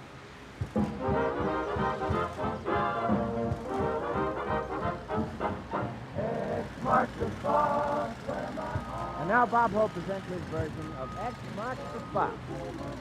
We take you now to the offices of the Daily Globe. Stop the presses. Stop the presses. What's wrong? Think we're just getting off the latest issue. Stop the presses. Throw out the front page. We just got the biggest story of the year. He's been found. Who's been found? Yehudi. Yehudi? Who's Yehudi? Who's Yehudi? Yes, who's Yehudi? Okay, start the presses again. Well, Pete, where's Bob Hope now? He and Basil Rathbone are deep in the dark swamp, paddling their canoe. On the trail of Yehudi. Yehudi.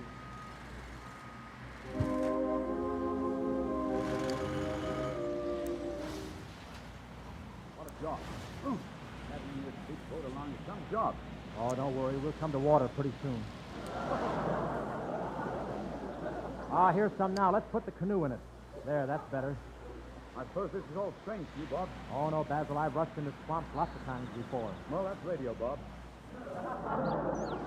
Say, aren't y'all keep getting a little damp? Yes, right up to my waist. Say, maybe we should have got a canoe with a bottom in it, huh? Gosh, look at all the mountains surrounding this swamp. Hello, Pike Steve. Hi, Sierra. You know, Bob, the trouble with this canoe is that you've got to keep crowded with your baggage. I know, Basil, but you told me I should take along everything I really needed. I know, but after all, Bob, a full-length mirror. Say, you know, it's spooky here in this swamp. Careful how you steer, Basil. Be careful. You're going to hit that tree. Weeping willow. I hear a coyote. I hear a wolf. Going my way, babe?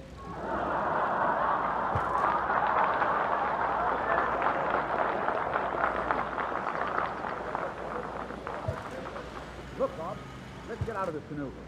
There's the place my crew say Yehudi should be. That old hotel in the middle of the swamp. What a hotel. Say, what are those black things flying around it? Look, here comes one now, flying right at us. Hello, boys. Nice weather we're having day before yesterday, won't it be? Nice weather we're having day before yesterday. Say, who are you? Oh, we're just bats.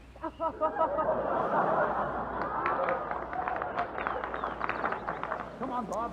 Here we are at the door of the hotel. Basil, I don't like the looks of this place. Let's leave. Oh, don't be silly, Bob. It's just an old hotel.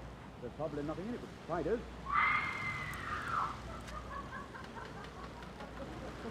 One of the larger kids. Look, someone's opening the door. Oh, come in. Nice weather we're having. Isn't it a beautiful and balmy day? Listen, miss. I'm Basil Rathbone. My friend and I came down here to do some detective work. Oh, then come in the parlor. Mr. Moto is there. Well, I'd like to meet Mr. Moto. Fine. I'll raise the lid.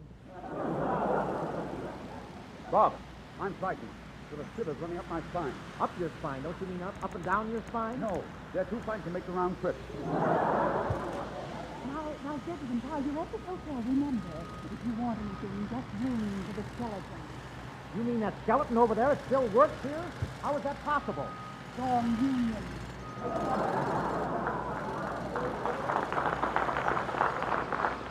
Basil, I'm a little afraid of this place. I'm glad I sent my special investigator, Pinkerton Cologne, on ahead to look for Yehudi here. If he followed the same trail we did, he must be in this hotel now. He should be reporting to me any minute. You peek. Say, Hope, I just found a wonderful clue. In this room here, I found the bathing suit Yehudi wears when he goes swimming in the lake at Hollywood and Vine. Kelowna, there's no lake at the corner of Hollywood and Vine. You native son, you.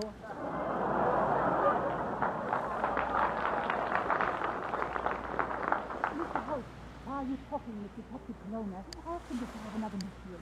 There are 386 girls shopping at this hotel and 386 different rooms.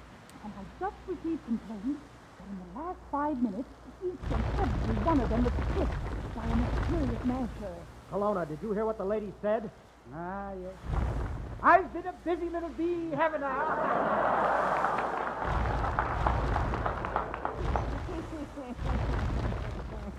Who's that? He's a bad bat. I caught him whitewashing himself this morning so he could go to Capistrano. Well, come on, Bob. Now's our chance to investigate your kill by ourselves. Okay, we've got to find Yehudi. Let's look in this room here. You know, this is a hotel.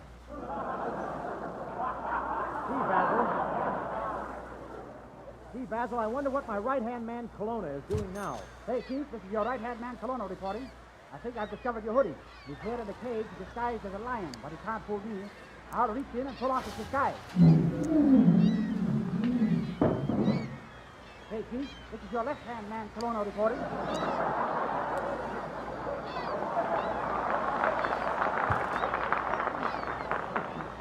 Professor, there's a lion in that room? Yes, and there are also some turtles here I've been talking to. As I'm saying, fellas, you don't pull your head in fast enough. Now get ready to pull your next in. 1, 2, 3, go! See? I beat you again!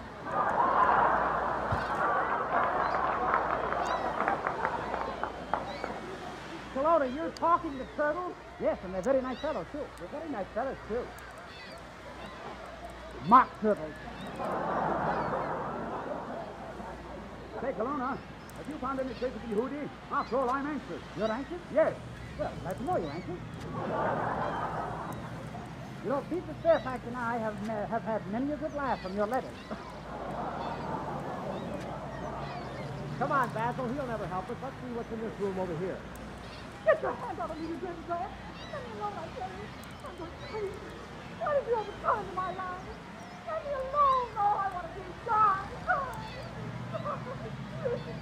Lady, is there anything we can do for you? Yeah, get me on those touch Betty Davis you could get.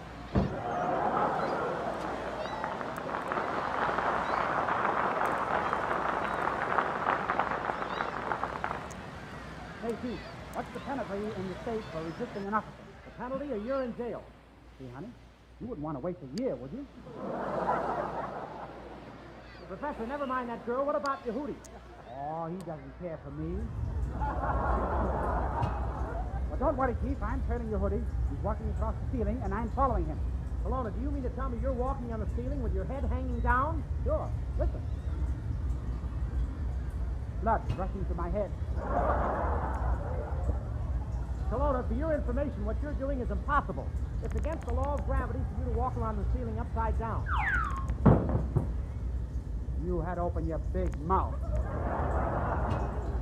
Come on, Bob. Let's look in this next room. Oh, that woman. She's been feeding me ground glass. Ground glass. I've been eating all that ground glass. It's awful, and now I got the hiccup. Oh, that's too bad. What have your hiccups got to do with it? What have my hiccups got to do with it? See what I mean? A very good idea, giving people ground glass. I'd like to get you some, Hope. What kind of glass do you like? Perforated brine, dilate brine, or French drip? Basil, stop coming after me. You're not the mad doctor anymore. Help! I gotta get out of here. Kelowna! Oh, Kyle, what's wrong? Basil is after me. Thinks he's the mad doctor again. Leave me out of here, quick. All right, follow me through this secret panel. Kelowna, there's no secret panel there. I know, I just found out. I'm on the wrong page. So you're trying to help him escape, eh? I got my trusty shotgun, though. Put up your hand. Professor, he's got a shotgun. Watch out. He's heading straight for you. He'll kill you. Oh, no, he won't. I'll hypnotize him. I've stared at him with both eyes. I've stared at him with one eye. You're next, folks. Oh, look, Basil, wake up. You're not the mad doctor. You're a guest on my program. What do you think made me mad?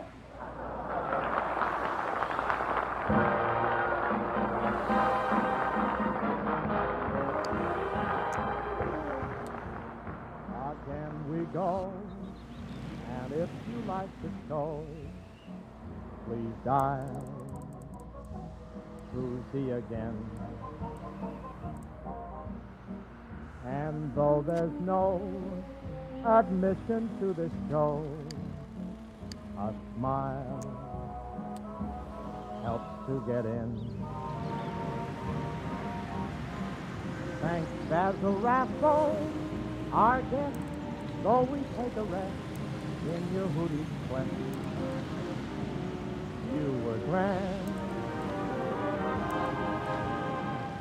You captured and next week, folks, we'll be back with the same gang and that grand little song, Judy Star. And, ladies and gentlemen, as a special added attraction, none other than Bob Hope. Thank you, Bill Goodwin, tonight.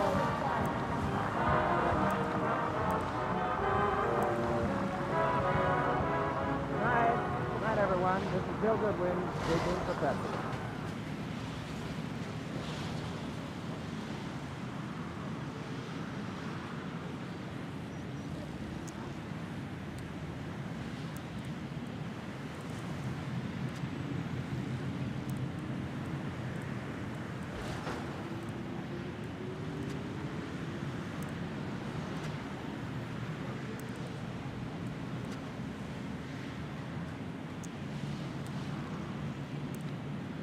The Pepsodent Show, starring Bob Hope and his guest, Humphrey Bogart.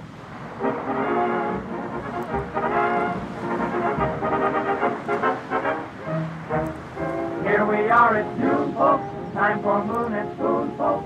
And a laugh with all the staff and our Bob Hope. Thank you. How do you do, ladies and gentlemen? This is Bob, June Bride's Hope, telling you girls that even if you don't get flowers from your feller, if you use Pepsodent, you'll always have white lilies under your smeller.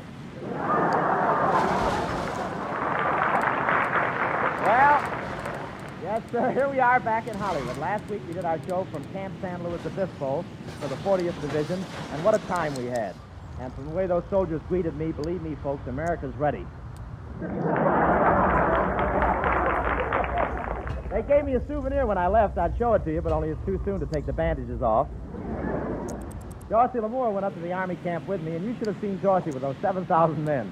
You should have seen her. I didn't. Dorothy left one of her sarongs up there as a souvenir. I don't know who got it, but that ain't a pup tent the general's sleeping under.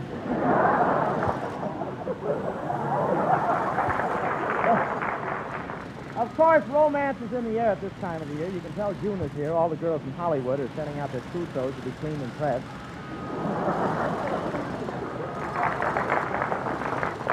Again. And everybody's, that was a sneaky little word, wasn't it? And everybody's getting married. I saw a car driving up the street with a pair of shoes sticking out behind it. I said to the driver, wedding? He said, no, pedestrian.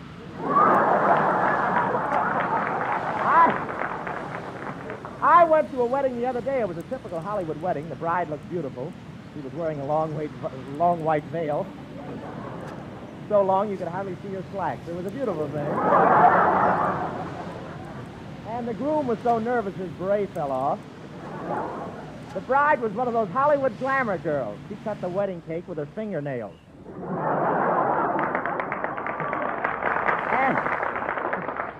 And the groom was a musician. What a romance they had. He met her during a hot break in the Hut Tut song.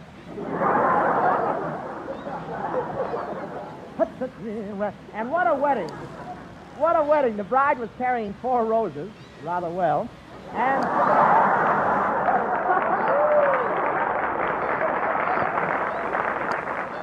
And the bride's mother and father walked down the aisle with her. It's just like a convoy. It's a pleasure to protect the merchandise. Just the same, you're awfully happy to get rid of it.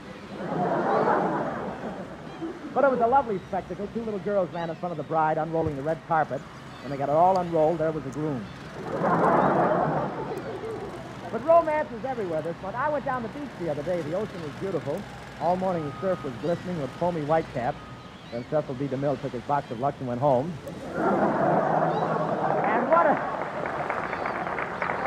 And what a crowd at the beach. A lot of people, change into their bathing suits in their cars. And I think it's disgusting. And it's so much easier in the bus. And gee, the new bathing suits the girls are wearing. Aren't they?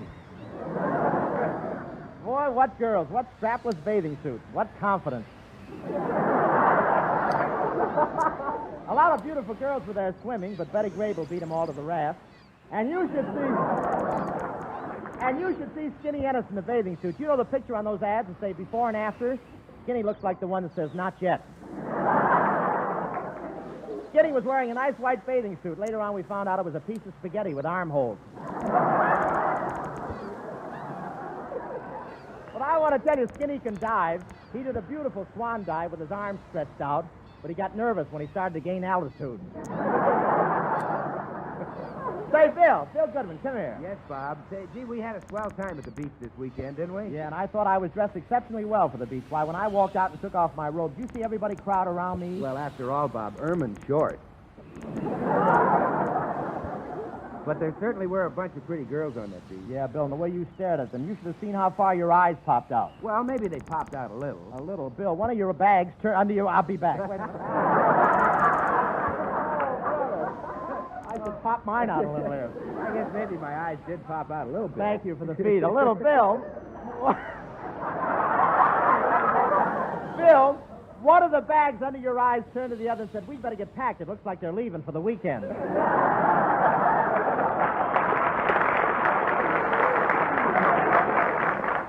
Bob, I'm sorry to say this, but I don't like going to the beach with you. You're too much of an exhibitionist, pretending you were drowning. Bill, I wasn't pretending. I was really drowning. Well, all right, but you didn't have to yell, "Help, help, see the road to Zanzibar, help!" Hey, Bill, did you see Skinny Ennis lying on the beach? Yes, I did. And lying on the beach that way, Skinny looked like a picture. Yeah, no blood and sand. I want to tell you, there's one man in this program that knows all about swimming, Professor Colonna. Oh, Professor...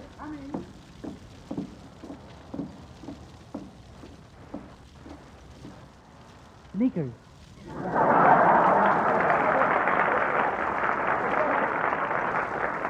That did it. Professor, on second thought, I don't see why I should ask you to give our listeners health and swimming hints. You don't seem to have much of a physique. Now, hold on there, Hope. You can't speak about my physique like that. Did you ever see me in a bathing suit? Yes, I've seen you in a bathing suit. Roly-poly, son of a gun, ain't I? Well, tell me, Professor, when you get into the water, can you swim far? No, after I swim a few feet, the faucet hits me in the head. You'll have gum trouble tonight yourself, huh? Well, have you ever been in over your head, Colonna? Yes. What happened? The Bank of America gave me an extension.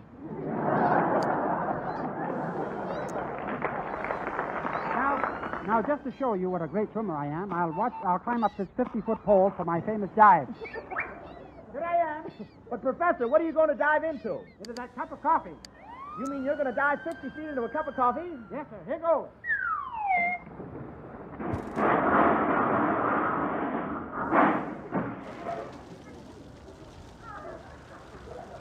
What do you know? No cream. Look,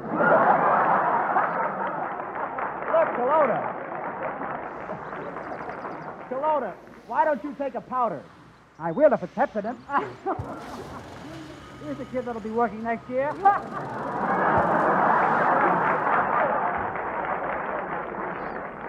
Yes, sir, and Pepsodent tooth powder will be working next year, and for years to come, to make your teeth brighter. Listen to this. Pepsodent tooth powder has the power to produce a luster on teeth twice as bright as the average of all other leading brands. Now, there's a statement that means something, because it has the backing of several important and authoritative testing laboratories which conducted tests on all the leading tooth powders. After they finished testing, they all agreed to that statement. It's your proof that Pepsodent tooth powder is the one for you. Well, that is, if you really want your teeth to sparkle and gleam as they never did before. Right you are, Bill, right. For Pepsodent with patented composite metaphosphate can make your smile twice as bright, twice as effective when you turn it on. So, friends, if you're hiding a dull, tight-lipped smile, here's the way to get straightened out. Go to your store now. It's not too late tonight. Go right up to that man and say, I want that tooth powder that beats the others by a mile. I'm fixing up a bright new smile. Give me a package of that high-polished Pepsodent tooth powder, please.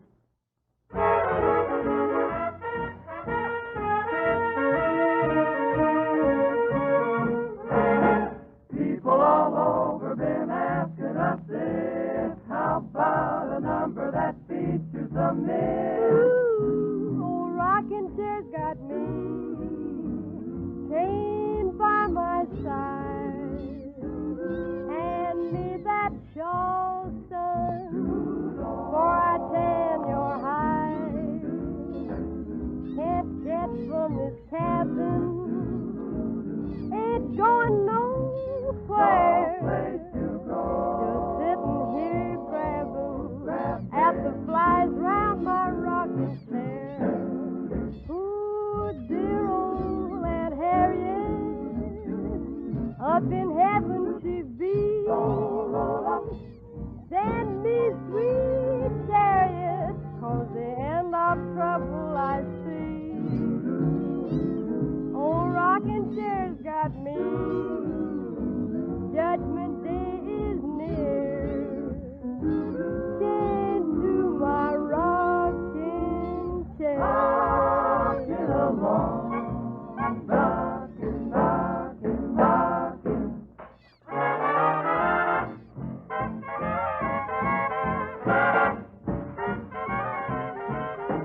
Oh, Aunt Harriet, in heaven she be. Swing low, sweet chariot, swing low, and the trouble I see. Oh, rocking chair's got me. Judgment day is near. Chained to my rocking chair. Keep on rocking, rocking, rocking. Keep rocking, Miss Polly.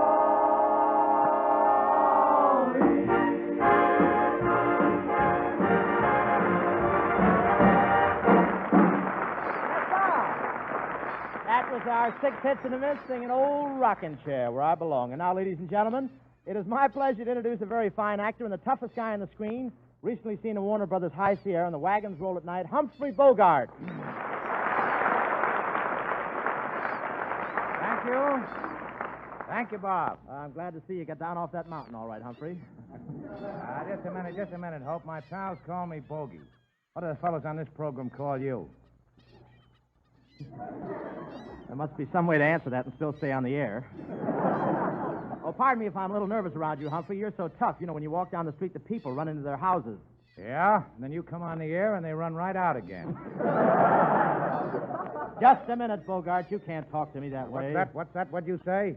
I don't know. I wasn't listening. But I'm warning you, Humphrey, don't fool around with me. Why? Do you carry a gun? You see this hip? Yeah. What about it? Bulges, doesn't it? Wait a minute. Don't reach for your rod. I was just kidding, Bob. All I got in my pocket is a handkerchief. I still think it's a gun. No, it's a handkerchief. Watch. I'll use it. Bad cold. Say, huh? You know, 2 weeks ago we had your co-worker, Priscilla Lane, on this program. She just finished a new picture at Warner Brothers, a $500,000 baby. Oh, now, wait a minute, Bob. Not a $500,000. The name of the picture is $1 Million Baby. You mean it was before the tax? Say, tell me, Bogey, what picture did you just make over there? I made a picture called The Wagons Roll at Night. Oh, you mean like Crosby's horses? But you're so... oh, that'll kill her in this. Oh, for that Norman, anything. But you're so tough in your pictures. Tell me, Humphrey, were you always a mug? Oh, no, I was the nicest boy in my neighborhood. I always went to school dressed in my cute little Lord Fauntleroy suit. And when I walked down the street, all the neighbors would point at me and say, there's the little rat who blew up the pool room. Say, I was a tough kid, too. In school, I used to make spitballs and throw them all around the room. No, you did? You did? Me, too. It only took me a half an hour to make a spitball. Well, I could make one in a minute. You mean you didn't wait for the cement to harden? Humphrey, you're just a mug at heart. You're the kind of guy who would put a mustache in the Mona Lisa. Oh, no, not me. If he can't raise his own, I'm not going to help him. Well, I've watched you a lot in pictures, Humphrey. Tell me, doesn't it make your flesh crawl when you stand there pumping bullets into guys, sticking knives into guys' backs, putting guys in wet cement and tossing them in the river? Oh, no, don't bother me at all. I go right home and sleep like a log if a fuse don't blow. If a fuse don't blow? Well, good gracious, you didn't expect me to sleep with the light out.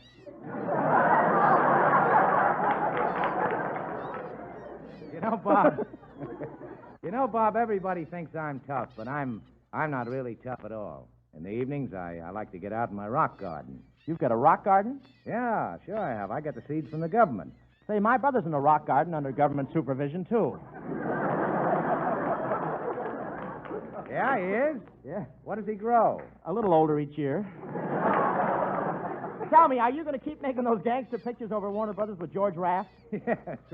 As a matter of fact, George Raft and I would like to have Skinny Ennis in our next picture with us. Why? What's good with Skinny Ennis being in a prison cell? Well, we could pick the lock with him. Well, I'll call Skinny over here and have him meet you. Hey, Skinny, come here. Hiya, fellas. Skinny, this is Humphrey Bogart. Well, shut my mouth. Shut my mouth. Be careful, Skin. This guy'll do it. Hiya, Skinny. Hiya, big shot. What do you have from the mob? Get a load of public adrenaline, number one. Oh, Bob, me and Bogey come from the same neck of the woods. Is that so? Where were you born, Skin? Ah, he wasn't born. A St. Bernard dug him up. Yeah, hold on now. Maybe I don't look like so much on the surface, but, man, when you look a little further, you'll find I'm really nothing.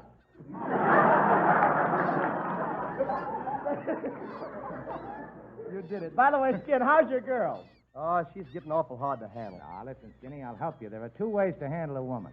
Either you treat her very gently, or you treat her very rough. Well, which is the better method? Neither.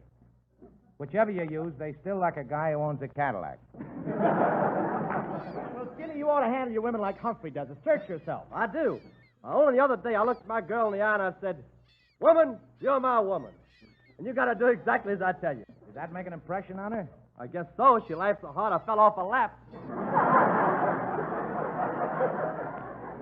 Well, is your girl here tonight, Skin? Yeah, Bob, I'll call her.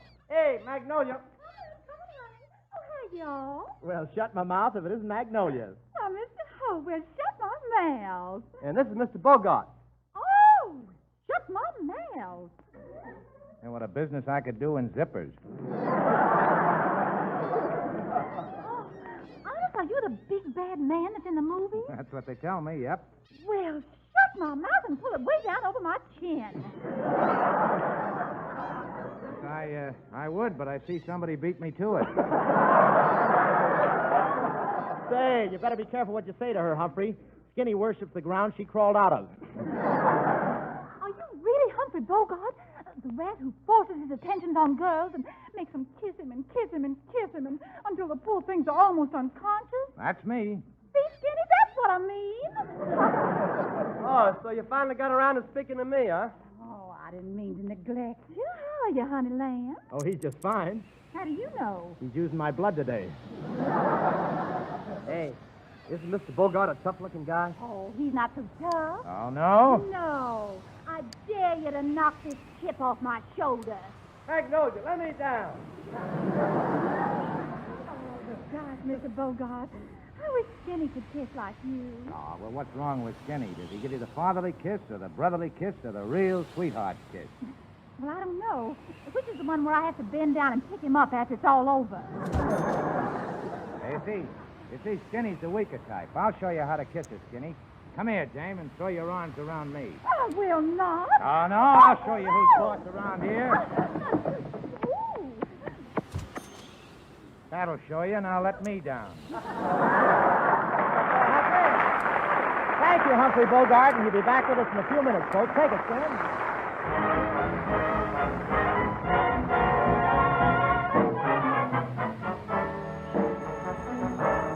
Keep your thumbs up.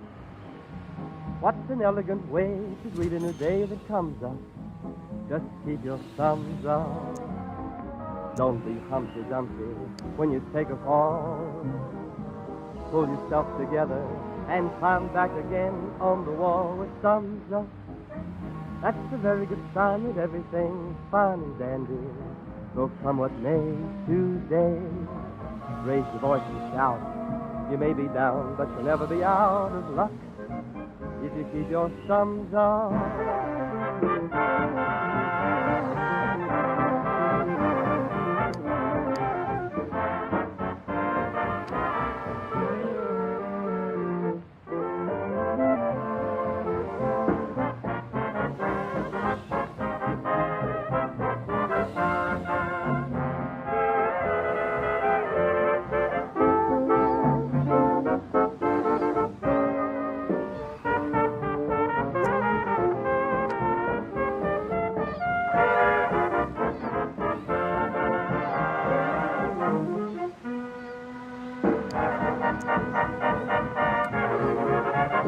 Keep your thumbs up. What an elegant way to greet a new day. That thumbs up. Oh, thumbs up. Don't be Humpty Dumpty when you take a fall. Pull yourself together. Climb back up again on the wall with Thumbs up. That's a very good sign that everything's fine and dandy. So come what may today, raise your voice and shout. You may be down, but you'll never be out of luck. If you keep your thumbs up. Very good sign that everything's fine and dandy. So come what may today, raise your voice and shout. You may be down, but you'll never be out of luck if you keep your thumbs up. Thumbs up. Sing and keep your thumbs up.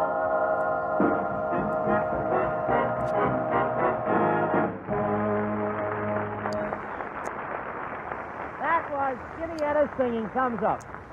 Boy, wasn't that a swell solo, Bill? Oh, no, that wasn't a solo, Bob. That was a duet by me and Skinny. Duet? I didn't hear your voice, Bill. Oh, I don't sing. I just hold Skinny up to the microphone.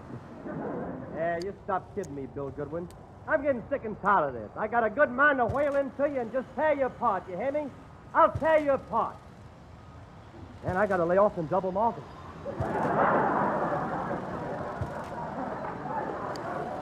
Well, now, take it easy, Skin, and you stick to those double malters, too. Anytime you can get double value, that's money in the bank. Look at the new Pepsodent 50-cup toothbrush. There's a good example. And Art Baker's the man who can prove it.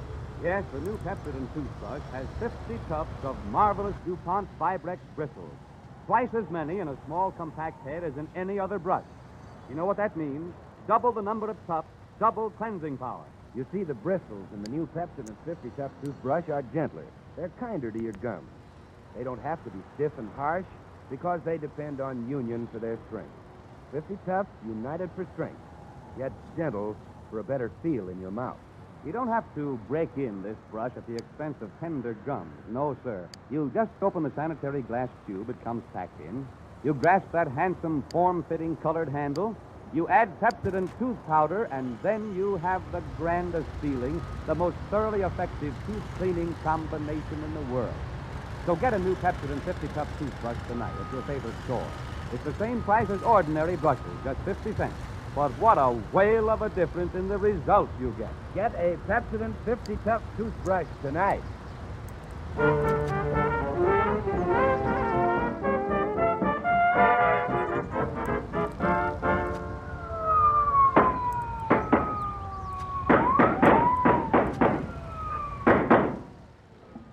Well, Bogey, here we are in this prison cell. Steel bars all around us, 14 feet of concrete in the walls, 200 guards outside with submachine guns, handcuffs on our wrists, and a steel ball and chain on each of our feet. Yeah, pal. You know something? What? I think they got us.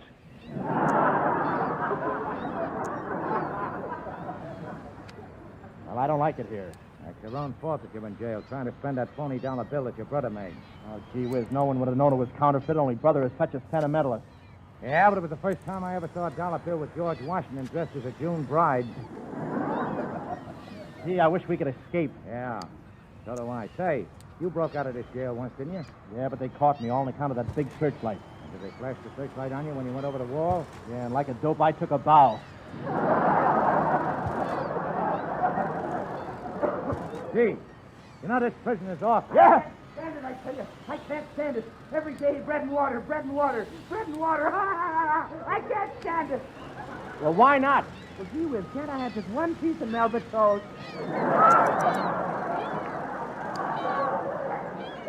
Hey, listen, Bogey. We got to get out of here. My trustworthy pal, Professor Cologne, is going to help us escape. I think he's on the outside now. Hope. Hope. Yes. Are you locked in the cell? Steel bars all around? Manacles, candlesticks? That's right, Colonna. What do you do when you have a fight? Hey, Professor. Have you got the tools to help us escape? Yes, I'm baking them in a cake right now. I'd better see if my cake is done. I'll pitch it. Hostess cake.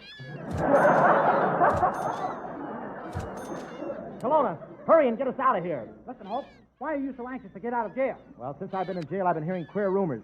I hear that someone's trying to get my job with Pepsodent, and someone's been making calls to Shanghai on my phone and throwing wild parties at my house, and that someone's been taking my girl out every night.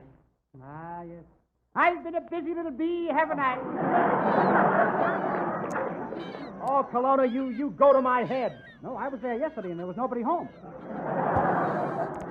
Bogey, Cologne will never get us out of here. We got to make the best of it. Gee, all we got is one pack of cigarettes. How long are we in for? 99 years.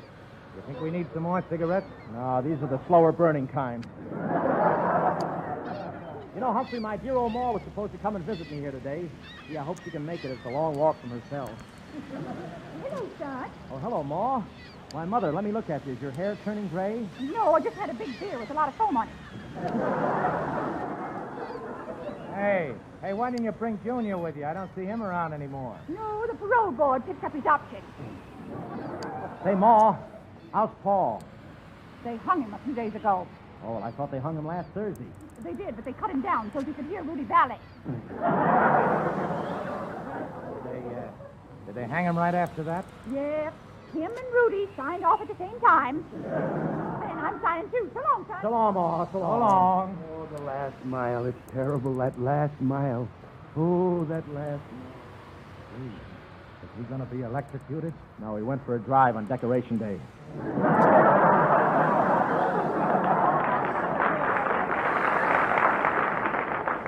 Hey, fellas, I'll be with you in a minute. But first, I'm going to do a good deed. I'm rescuing someone right from the electric chair. Colonna, don't try to rescue anyone from the electric chair. The current may be on. It's all right. I'll just grab him out quick. Well, I always wanted to see how I'd look with my head up. Hey, Bob. Yeah. Hey, Bob. What's going on in the next cell there? Why, they're giving the third degree to Mendel the mug. I won't bark. Ouch! I won't tell you. Ouch! I won't tell you. Gee, that guy must have a pretty important secret. Yeah, he knows all the words to the Hut Sut song.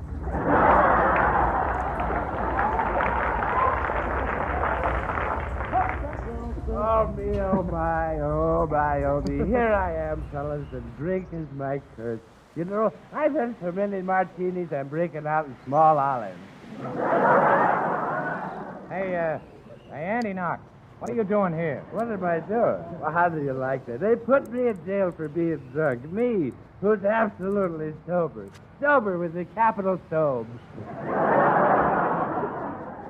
You're sober? Sure I am, but they're giving me the drinker's test, see? The drinker's test? Yeah, I got to sit at one end of the table, and at the other end of the table is a bottle of scotch. Now, I've been sitting there all afternoon, and the question is whether I went over and took a drink or not. I see. Yes, sir, that's the question. And that's the answer. Say, come here. Say, Canadian Club, what are you in jail for? Oh, I gotta confess, Mr. Hope, I did a terrible thing. A horrible thing.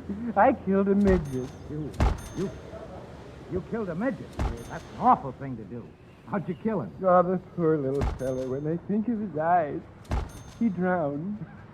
He did. It was my fault. Well, how was it your fault? Well, there was a fly in my beer, and just kidding. I told him it was a seaplane for Hawaii.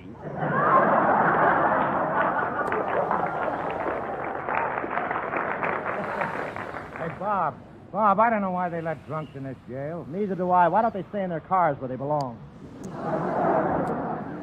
Hey, Hope, still in jail? Yes? Tight little script, isn't it? Come on, Colonna. How are you going to get us out of this jail? Well, I'm up above you on the roof. I shall drop the rope down past your window. Then the three of us will slide down the rope when I count three. Let me get this straight, Colonna. You're up there on the roof. You're going to drop a rope down past our window. Then the three of us will slide down the rope when you count three. That's right. Ready? 1, 2, 3.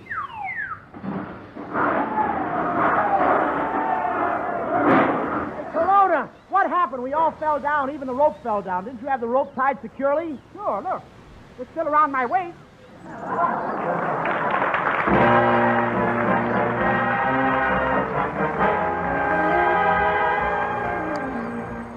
Good night to all who tune our humor hall. Our thanks for dialing in. The cast and crew all send their best to you. Till next time that we begin. Thanks, Humphrey Bogart.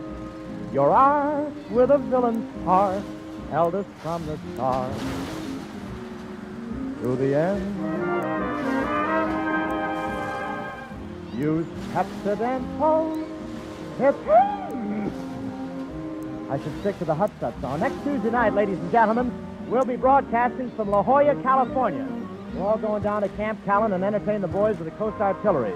And, boy, we're going to have Birth of the Blues. Mary Martin will be with us to sing for the boys.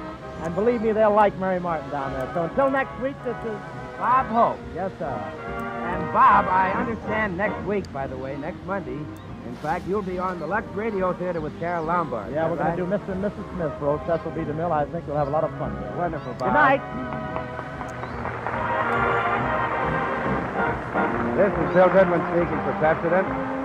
It's the National Broadcasting Company.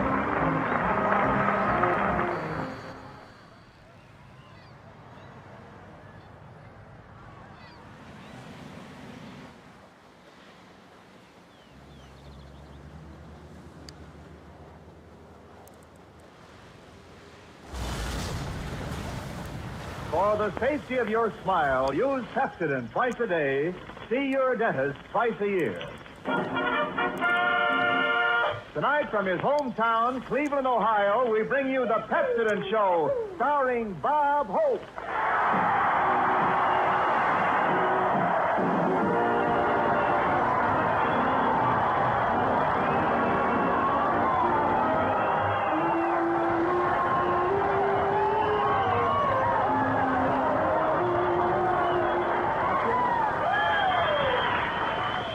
Thank you, well-fed relatives.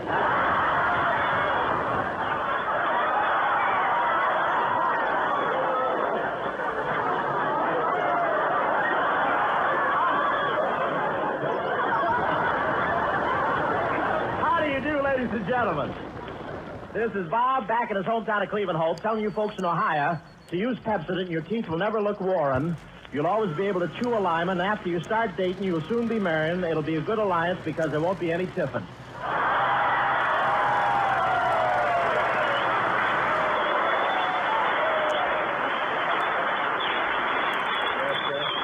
And I hope you see their point.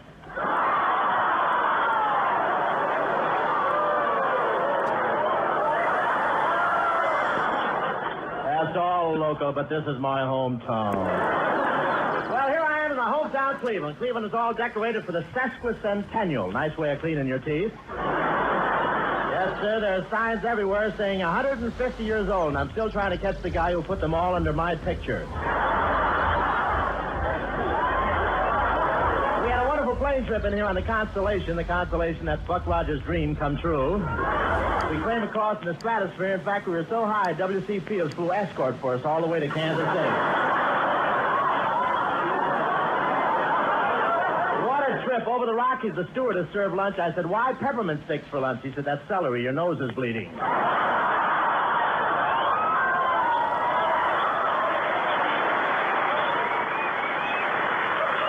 And once I looked out of the window and I saw a guy floating by in midair. I said, hey, what are you doing out there without a parachute? He said, I don't need one. I'm Ray Milland.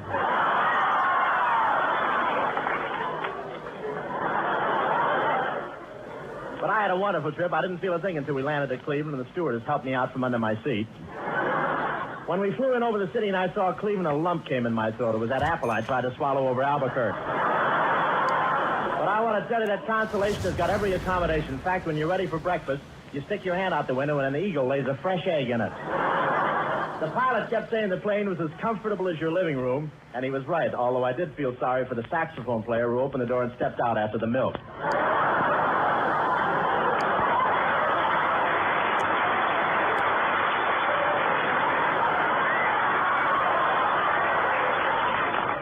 And when we arrived here in Cleveland, what crowds at the airport? The police had the ropes up, but I demanded a trial first.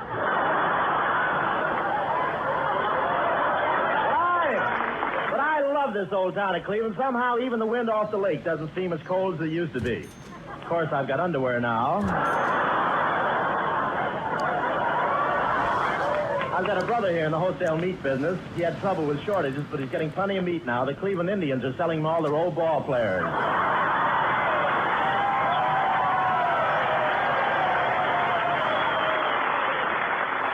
And if Tris Speaker's listening, I'm only kidding. A good portion of my family still lives in Ohio. I got a brother doing fine down at Canton and another one doing 5 at Columbus. When I left Cleveland 10 years ago, my father said I would go a long way. In fact, he nailed the door of the boxcar shut just to make sure. Well, I lived in a neighborhood here where the people were poorer than church mice. And you know, church mice used to be awfully poor until Crosby made going my way.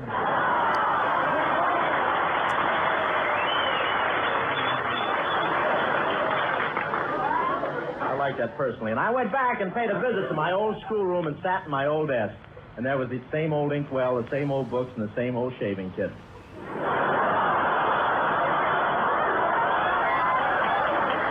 They're very proud of me out of Fairmont School, though. In fact, on my old desk is a bronze plaque that said, Bob Hope slept here.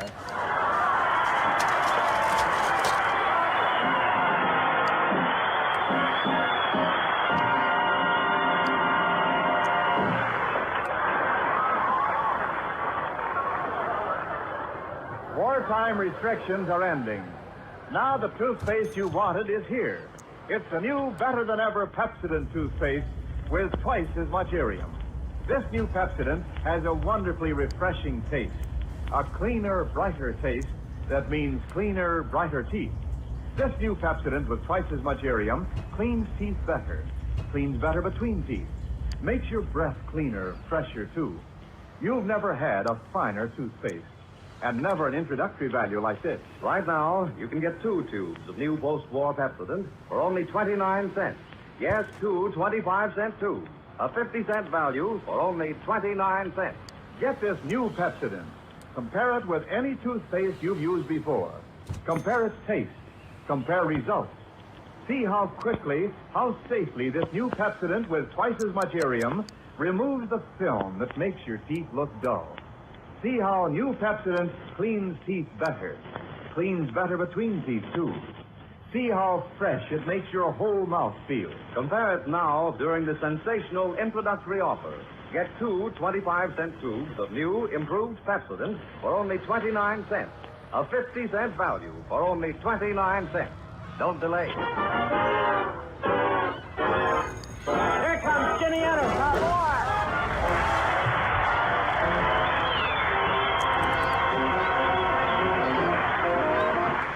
Oh, you won't be satisfied until you break my heart. You're never satisfied until the teardrops start. I tried to shower you with loving kisses, but all I'll ever get from you is nagging and bragging. My poor heart is nagging the way you toss my heart around. The crying shame. I bet you wouldn't like it if I did the same. You're only happy tearing all my dreams apart. Oh, you won't be satisfied until you break my heart.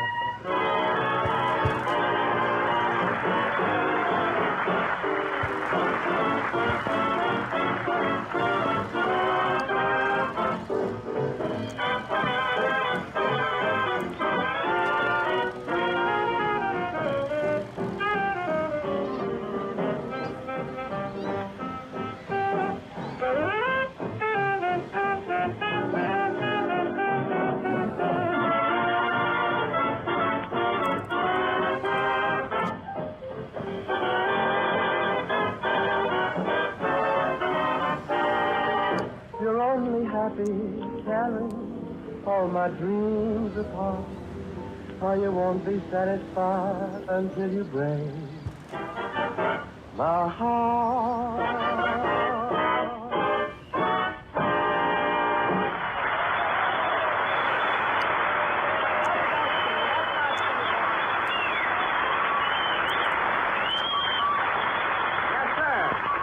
That was You Won't Be Satisfied, sung by Skinny Ennis, the only singer in radio who can make one lung sound like none. Edgar, step in. What did you think of that fast flight in from Los Angeles on the Constellation this morning? And we came in so fast, I didn't even have time to take a breath. Well, that didn't make any difference. The day wasn't your day to breathe anyway, was it? Huh? You know, but it's almost unbelievable, Skinny, that the Constellation could bring us from Los Angeles here in 11 hours and 40 minutes. Bob, it didn't take 11 hours and 40 minutes, did it? Oh, yeah. 7 hours from California to Cleveland and 4 hours through traffic from the airport to the Carter Hotel.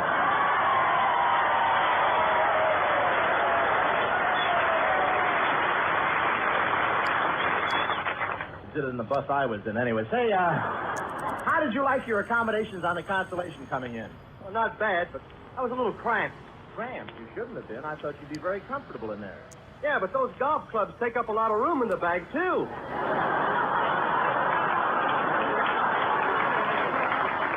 Can't understand it. I took the putter out. By the way, Scan. Say, while we're in Cleveland, I'd like to show you the street I was born on. Street?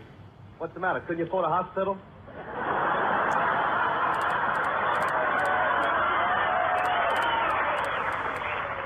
Well, in those days, they had long traffic signals. But, you know, Skin...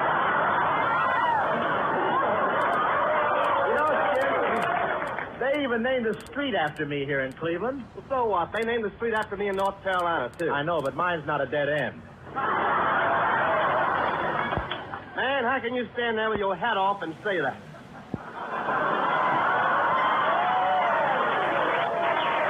How can you stand with your hat off? Well, shut my face, boy. Hello, Skinny. Well, Francis Langford, look at her.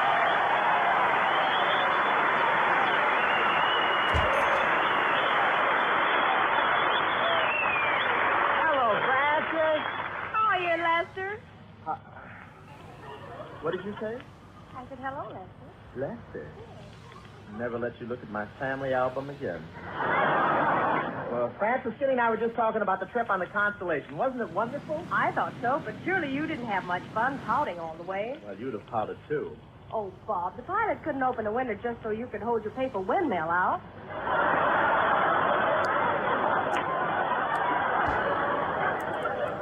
Say, Bob, I meant to ask you.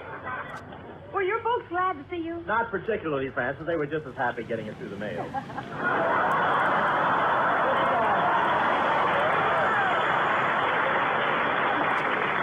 I send the big tube every week, you know. But I got a great thrill getting off the plane at the airport and seeing Major Barry and seeing all those people out there. Well, I imagine so, but weren't you carrying it a little too far, running up and kissing that one man? Well, you wouldn't understand, Francis. You didn't have a draft board.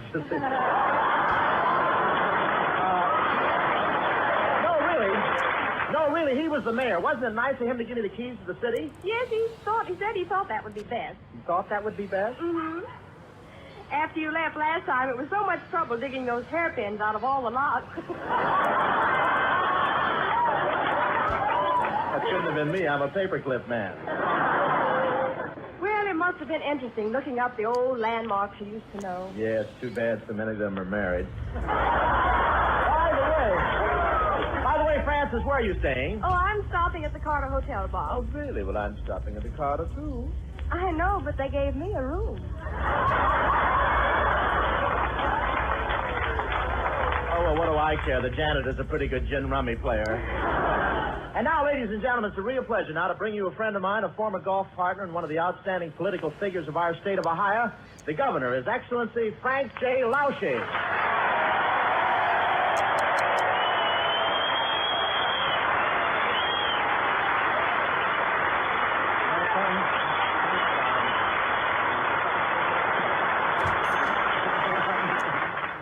Thanks, Bob, and thank you, Democrats.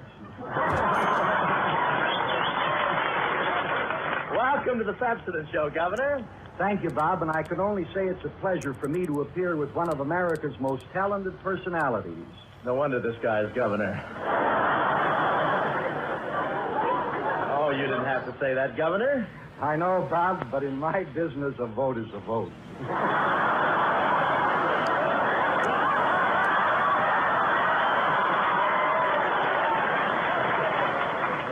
Governor, you must really be popular here. I even saw a Republican applauding. I'm amazed. You saw a Republican applauding. Well, he wasn't exactly applauding. He was clicking two breaker buttons together.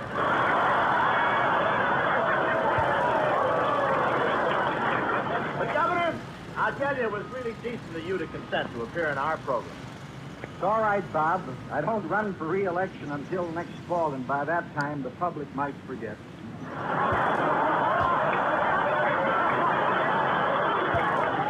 You bring a writer up from Columbus with you, kid? By the way, Governor, don't you think that you could find me some sort of a political job? You know, radio is pretty shaky, and you never know when the sponsor's liable to turn the power off, you know. Well, right at the moment, Bob... Well, I don't mean anything big, Governor. Just a little something in the day coach of the official gravy train.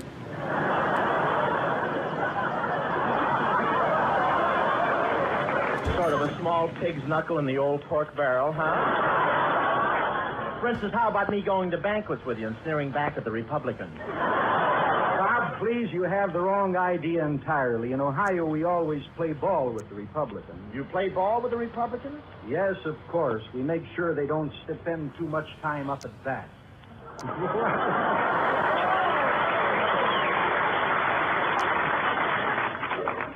But, Bob, you haven't lived in Cleveland for 10 years, have you? No, I haven't. And you've made pretty good money now, don't you? Well, not bad. What about it? Well, Bob, I have a lot of influence, but I regret to say, after this year, I'll have to stop your relief show.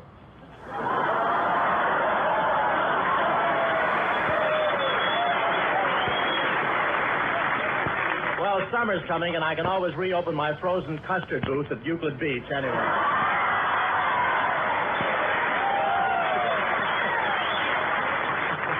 Say, Governor, tell me confidentially, is that rumor true that you have ambitions to get to the White House? Why, Bob, how did a rumor like that ever start? Last week, a piano teacher was seen sneaking in your back door.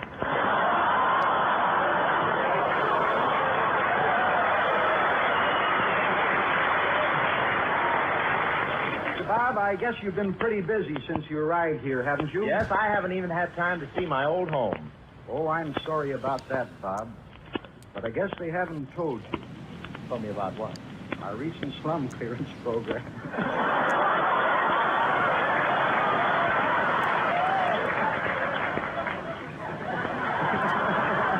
I could always go to my country home in Warrensville. It's all right. Tell me, That's Bob. the local Riviera, folks. Bob, are you going to be here for the National Golf Open at Canterbury? Oh, no, you don't, Gov. You can't rope me into a game after that last game we played. Oh, I see. You're just jealous because I won, Well, no wonder. You can't beat a governor. What do you mean by that? Well, when I made that hole-in-one, the police commissioner ran over, shoved a machine gun in my face, and said, "What a wonderful shot the governor just made. Now let's see what you can do."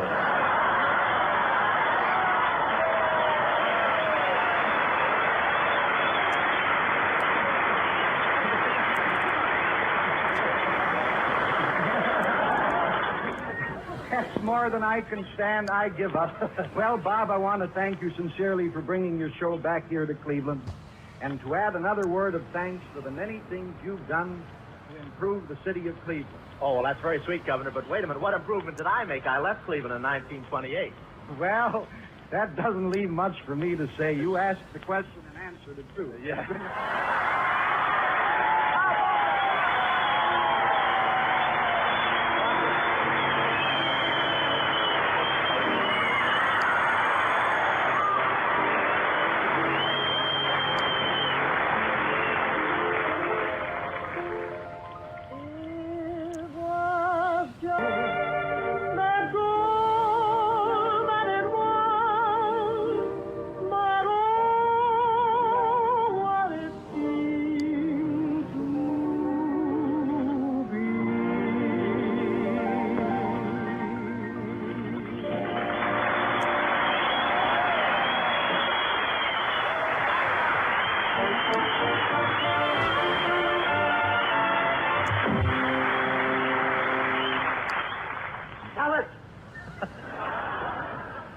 Yes, with wartime restrictions ending, The new toothpaste you wanted is here. It's the better-than-ever new Pepsodent toothpaste with a cleaner, brighter taste that means cleaner, brighter teeth. This wonderfully refreshing new Pepsodent contains twice as much irium, the exclusive cleansing ingredient that only Pepsodent can give you. You've never had a finer toothpaste, and never an introductory value like this. Right now, you can get 2 tubes of new post-war Pepsodent for only 29 cents.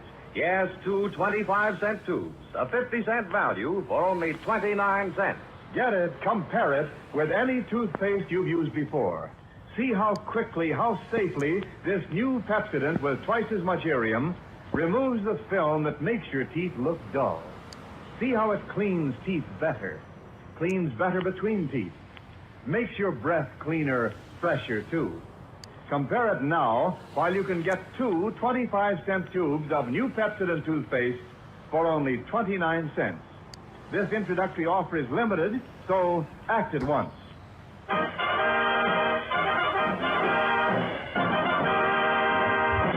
Ladies and gentlemen, in honoring Cleveland's sesquicentennial, we had planned to give you a botany playlet tonight, but upon arriving here and learning that a sesquicentennial is not a flower, Bob decided to change at the last minute, so we will now present some episodes from the early life of Bob Hope, or Nature Strikes Back.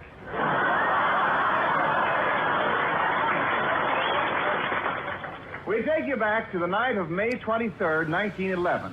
The stork is winging its way through the sky above Cleveland. Darn that soft coal. When Papa Hope comes home from work, he peeks at little Robert lying in his crib and says happily, Well, what do you know? A swordfish.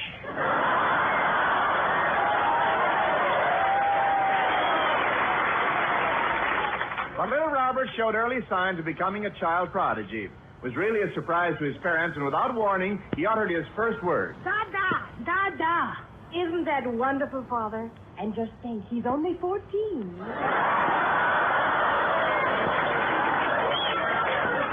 Finally, at the age of 16, Bob Hope teams up with another kid and goes into vaudeville. Tell me, Mr. Bones, what's a cow? What's a cow? You heard me, what's a cow? That's a horse that's going bowling.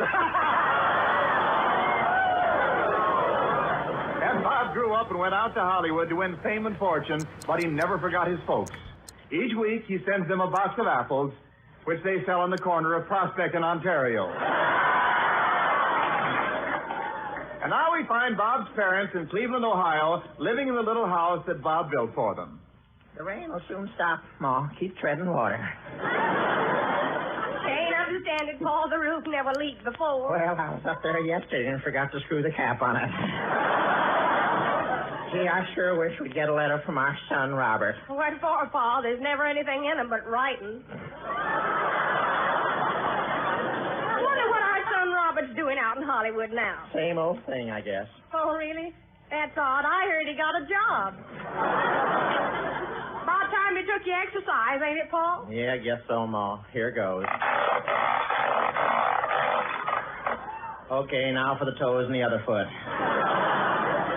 Oh, the mortgage is due today. If our son Robert don't get here with the $10,000, we'll lose the old homestead. Well, what of it, Ma? If we get kicked out, all we got to do is go around any apartment building and rent an apartment. Yeah. That's right, Paul. There's lots of vacant places around. Yeah, Dee, that was fun, Ma. Now, this time you light up and blow the smoke in my face.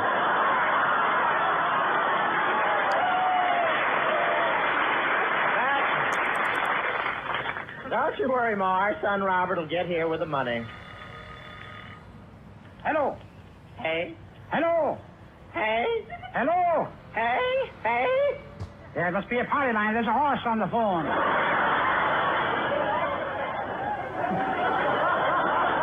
Kelowna, are you the banker? Right. J. Vance Swearingen, Kelowna.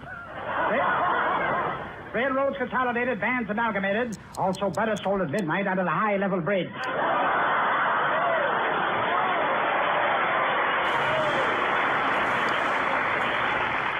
Well, listen, Kelowna, my son sent me a check last week that should have covered it. How much was his check for? I can't tell. You can't tell? No, hasn't stopped bouncing yet. You You know, Professor, for a banker, you sound a little jerky. Well, I'm chilly, Hope. I spent all day in the Frigidaire. What were you doing in the Frigidaire? Figuring up frozen assets. It's no use pleading. Get the mortgage money and have it at your house tonight. I'll be there at 6 with the hot needles and firing squad. You're really money mad. Well, you see, Hope, I want all the things I never had as a child. Wine, women, and a mink string for my yo-yo. Kelowna, tell me, how can you be so tight? Easy, Hope. Every morning, alum on my Wheaties. Kelowna? We haven't got the money to pay the mortgage. What are you going to do to us? Well, don't worry about a thing. There's a man right here in the bank now explaining why he can't pay his mortgage. And he isn't the least bit nervous about it. Of course, he stutters a bit. But now, will Bob Hope Jr. arrive in time to save the family homestead? Will Professor Cologne's mustache get back from the dry cleaners before Wednesday? Will the sponsor put up with this kind of a program much longer?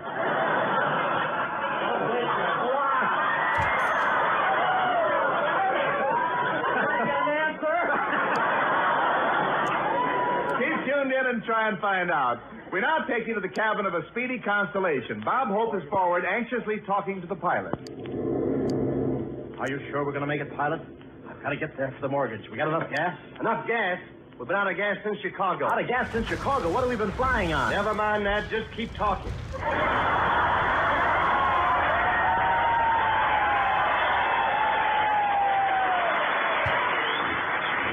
What's that? I won't have enough gas to land. You better bail out. Okay, I've got the parachute on. Don't forget, jump. Count to 10, then pull the ripcord. Okay, here I go. Geronimo! 1, 2, 3.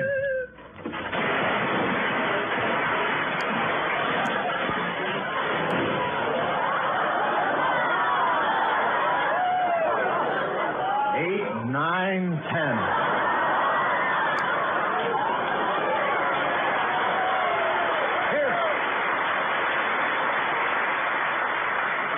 Here's my house right over here, Skin. You can do these things in radio. I'll go in and surprise Ma.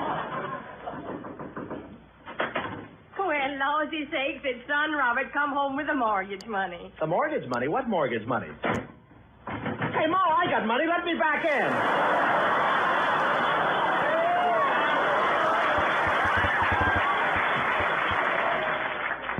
Son, you're just in time. Banker Cologne's foreclosing the mortgage. We can't pay. Well, if you can't pay the mortgage, then I'll have to take your daughter with me. Kelowna, there are no girls in the family, and put me down. And besides, Kelowna, where's your heart? Don't you know that the quality of mercy is not strained? What's that? The quality of mercy is not strained. What do you say to that? Makes it pretty lumpy, doesn't it?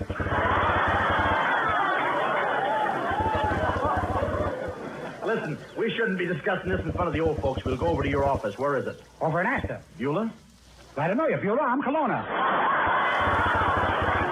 We're going to pull this kind of stuff at Higbee's tomorrow at 3, huh? Kelowna, why aren't you a sporting man about this mortgage? We'll duel for the mortgage. All right, sold. And we'd better hurry or I'll be working with Red Skelton. Where's that? Oh, yeah. All right. Fine. I'll just take this .45 revolver, and you lucky man, take this bow and arrow. Sounds like a fair arrangement. Ready. Ready. I'll count 3. 1, 2, 3. Oh! Didn't know I was a Cleveland Indian. All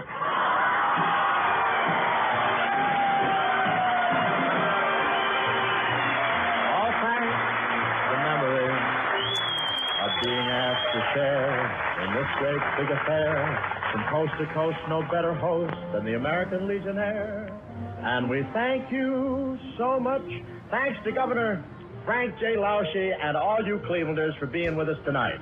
You were wonderful. Governor, you were great, really. Also, I'd like to say thanks again to Captain Pat Gallup, Chief of Operations for TWA, and that wonderful crew for making our trip in the Lockheed Constellation so delightful. Excuse me, Bob. A man whose name has long been identified with aiding humanity, Mr. Basil O'Connor, the national chairman of the American Red Cross, is waiting in Washington to say a few words.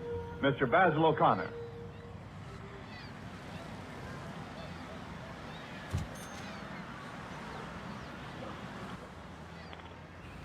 This is NBC, the national broadcasting company.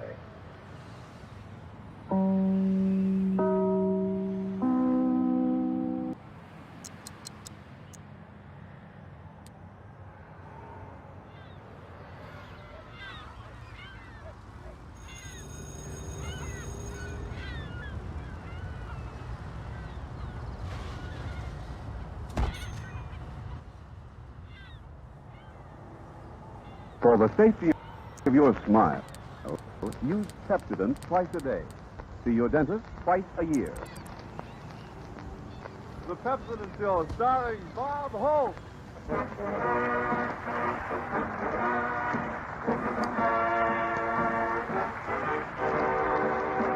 Your tax envelope has left you with a mope.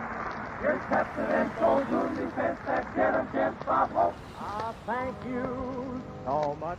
How do you do, ladies and gentlemen? This is Bob Walt Disney Hope, telling you to use Pepsodent. You won't have any dumbos in your gumbos.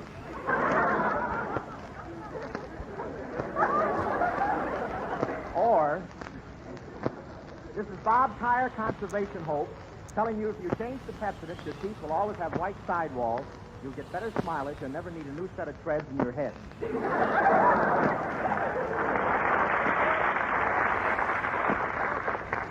Well,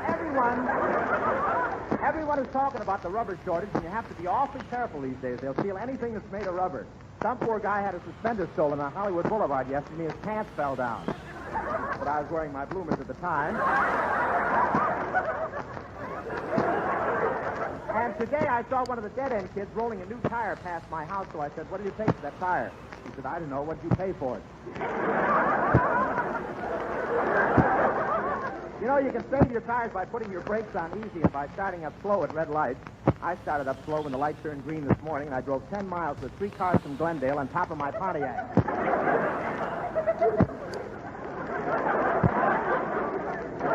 Everyone will have to help. The women will have to sacrifice and keep wearing their old girdles. That's no snap.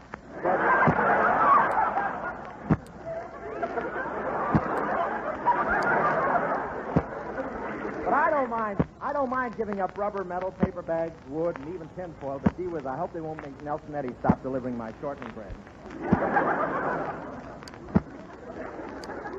And with a shortage of automobiles, we may even have to go back to the days of the horse and buggy. Can you imagine walking down Hollywood Boulevard and seeing horses on the street, and some of them in slacks on the sidewalk?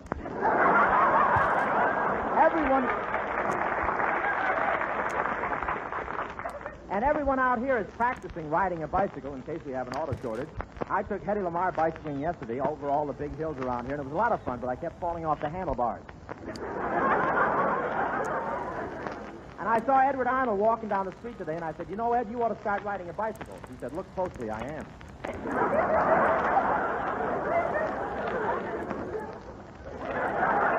But I'm really an expert bicycle rider, though. I was riding down the road in front of my house, and I turned to some friends and said, "Look, no hands." And you should have heard them cheer as I disappeared down that open manhole.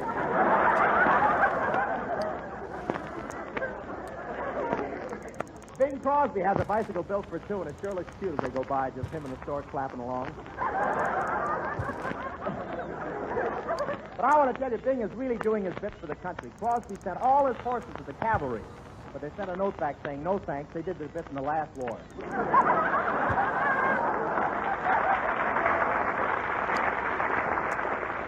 But there's one man on this Kelowna. Oh, Professor.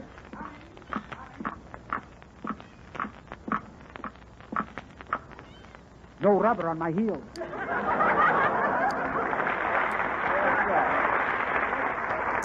Well, tell me, Professor, what are you doing to conserve your tires? I worked out a simple scheme. I use 2 at a time and put them on my car corner caddy. Kelowna, caddy corners. Corner caddy. Caddy corners. Corner caddy. Caddy corners. What's the difference? Somebody swiped them anyway. You know, Kelowna, there are a lot of shortages. For instance, I'm having a problem with my sugar. What's that? Kelowna, my sugar. My sugar. Too bad you didn't speak sooner. I got engaged yesterday. Kelowna, you know you awakened the beast in me. I know. He left the 7 o'clock call. Kelowna, I can see that you're not patriotic. Don't be silly, Hope. I'm very patriotic. All this week I've been busy collecting defense bonds. No. Look, Professor, you mean you've been busy collecting defense bonds. Blondes. Bonds. Blondes. Bonds. Well, you have your fun, and I'll have mine. But, Kelowna, I'm speaking about our country's defense bonds. Did you buy any? Yes, I certainly did, Hope. And I've got them all hidden away in a very safe place with all my $5 bills. Where, Kelowna? Oh, in a little compartment inside my head. But that's ridiculous, Professor. It's absolutely impossible for anyone to keep $5 bills in his head. Kelowna, what's the matter? Make it dear, tickle. Professor, in view of the emergency created by the rubber shortage, have you a message to the women of America who have sacrificed their girdles? Yes. Women of America? Chunky little rascals, aren't you?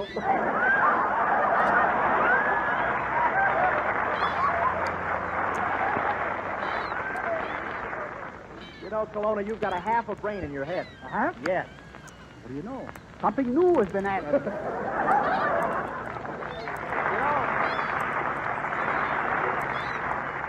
As something new has been added all around this year, I'm working for a new sponsor. New sponsor? That's right, Skin. Man, I just learned how to say composite metaphosphate. Now we're changing sponsors. Yes, ladies and gentlemen, Bob Hope and Company have a new sponsor starting tonight. This is the first announcement of it. Folks, I'm proud to tell you our new sponsor is an old friend in a new dress. A real smoothie, the new Pepsodent toothpaste. Yes, it's true. The new improved Pepsodent toothpaste is one of the smoothest, one of the best-tasting toothpaste you've ever known. It's snowy white, creamy, with a flavor that tastes like springtime. And it's more active, works faster. That's because it's more irium active. Did you get that? More irium active. And let me tell you what that is all about. The new improved Pepsodent toothpaste contains 180% more irium than before. 180% more. Now, you know what that means. It goes to work faster. That's right. It's foamier. Right again. It makes teeth feel cleaner, quicker. Sure it does. And that delightful, fresh flavor cools your mouth, wakes up your taste, makes you feel good all over. Don't wait another day to try this delightful new Pepsodent toothpaste. Your drug counter is stocked with this new Pepsodent, so go down to your drug counter tonight and say, Pepsodent toothpaste, please.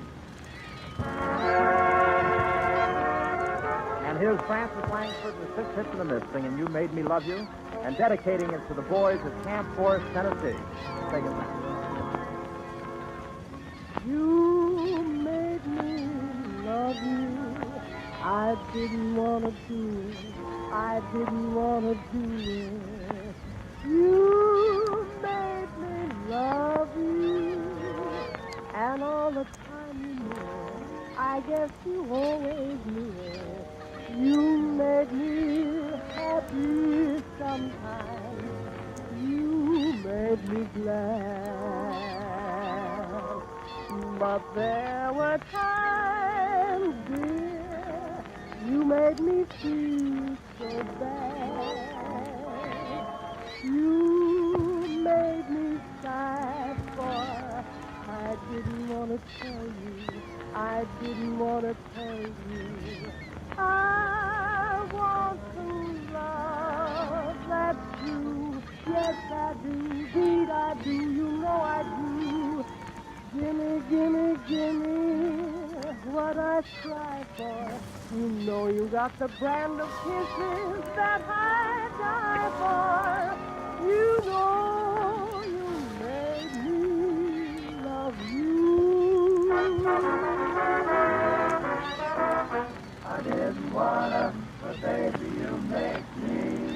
I didn't wanna, but baby, you make me. You make me love you. I didn't want to do it. I didn't want to do it. You make me want you. And all the time you knew it. I guess you always knew it. Sometimes I'm happy. Sometimes I'm glad. But there were times, dear, you made me feel so sad. You make me sigh for. I didn't want to tell you. I didn't want to tell you. I want some love that's true. Yes, I do. Indeed, I do. You know I do. Gimme, gimme, gimme what I cry for. You know you got the brand of kisses that I die for. You know you made me love you. You make me love you.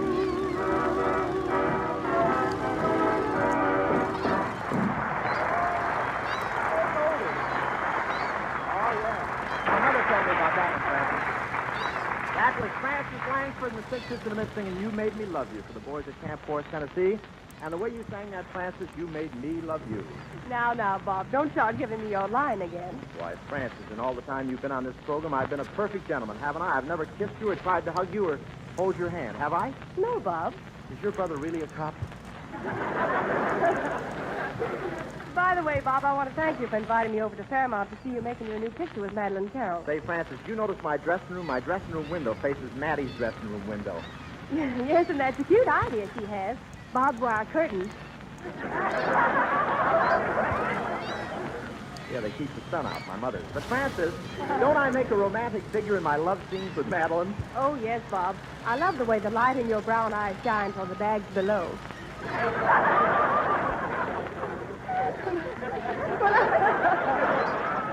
You add things after rehearsal. But I'm only kidding, Bob. Skinny Ennis, Betty Hutton, Ben Gage, and myself all think you're a great actor. And we went around telling that to everybody. Oh, thanks, Francis. That was nice of you. After all, I don't like to blow my own horn. Well, just keep a firm grip on our options, Bob, and you've got a brass section for life. See you later. Thank you, Francis. And now, ladies and gentlemen, it is my privilege to present one of Hollywood's finest actors and comedians, soon to be seen in the Warner Brothers picture Arsenic and Olace, Mr. Edward Everett Horton. Thank you. Thank you, Bob. Thank you. Thank you very much indeed. There you are, Eddie. Did you like that introduction? Oh, it was nice, wasn't it? What I mean is it sounded so sincere. Do you always sound so sincere, Bob? No, but I'm getting a little practice. I appear before my draft board tomorrow. You appear before the draft board? My word, they must be desperate for men. Why, what's wrong with me, Eddie? Oh, nothing. I just thought they were taking the young fellows first. Oh, I'm ready to go any minute, but I've got dependents. Yes, I suppose you have, but isn't that overdoing it, walking up and down in front of the draft board all day long with baby Snooks in your arms? Yes, and I kept tripping over my skirt. Tell me, Bob, what part of it do they build? What part of it do they build here in this room? Just a minute, Edward. This is NBC. I was tripping over that egg there, too. This is NBC. No one's building anything. I'm just in here to tell jokes. My word, really? You mean there's a place this size left in Los Angeles where they don't make airplanes? Why, Eddie, whatever gave you the idea that they were making airplanes here? Well, when I came in, Bob, you were standing, so all I could see was your profile, and boy, oh boy, just look at that propeller.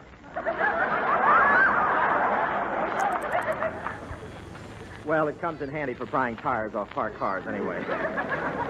Bob, how come your nose tilts so much? Well, the stork that delivered me was up the night before playing a pinball machine. Tell me, Eddie, say, where'd you get that middle name? Oh, Everett? Well, my father reads history books. What's your middle name? Panatella. My old man reads cigar wrappers. But seriously, Bob, you mean you haven't got a third name that people call you by? Well, yes, I have. What is it? Oh, it's hardly worth going off the air for.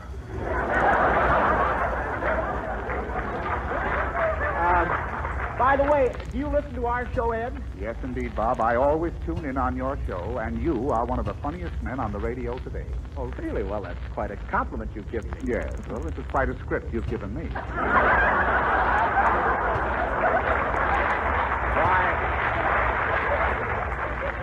Why, I thought I was doing all right, Eddie. I've been on this program 4 years. Really? Well, I don't see why you spent your time so foolishly in 4 years. My word, you could have gone through high school. Why, I went to high school. At least I went 2 years. Why didn't you finish? Well, by that time I got so I could figure out the Esquire cartoons and what else does a guy need. Oh, that's very funny, huh? Esquire cartoons? Are there cartoons in Esquire? I never noticed them. Would you like to appear in Hobby Lobby? Oh, by the way, Eddie, I saw you last week at the El Capitan Theater here, and you were swell in your play, Springtime for Henry. Oh, thank you, Bob. And if I do say it myself, I made quite a bit of money with Springtime for Henry. Yeah, well, you're going to be sorry around March 15th. Why? What's March 15th? Springtime for Henry Morgenthau.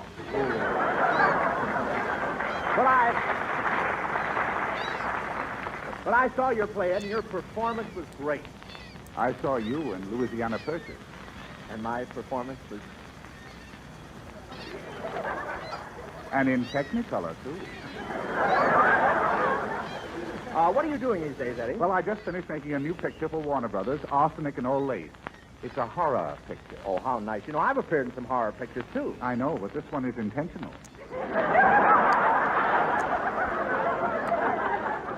The picture, Bob, the picture's about two ladies who murder all their male roomers. Gosh, they really mean it when they tell you your week is up, huh? Well, I'd like to see how they murdered those fellas. Could we act out a little picture right here? Why, I guess we could. Have we got anybody we could use for a corpse? Oh, sure, that's Skinny Ennis. See him over there? Oh, really? I thought we could use him for a corpse.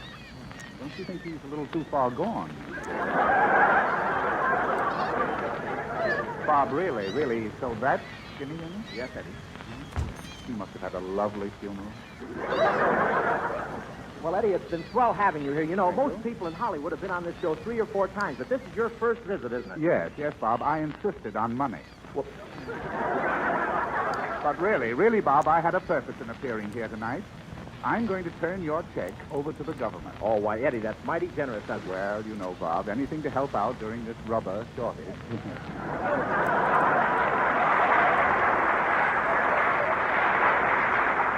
With Everett Horton, and he'll be back in a few minutes, folks. And here is Betty Hutton and the 6 hits of the Miss singing Shady Lady Bird. Let me hear it, Betty.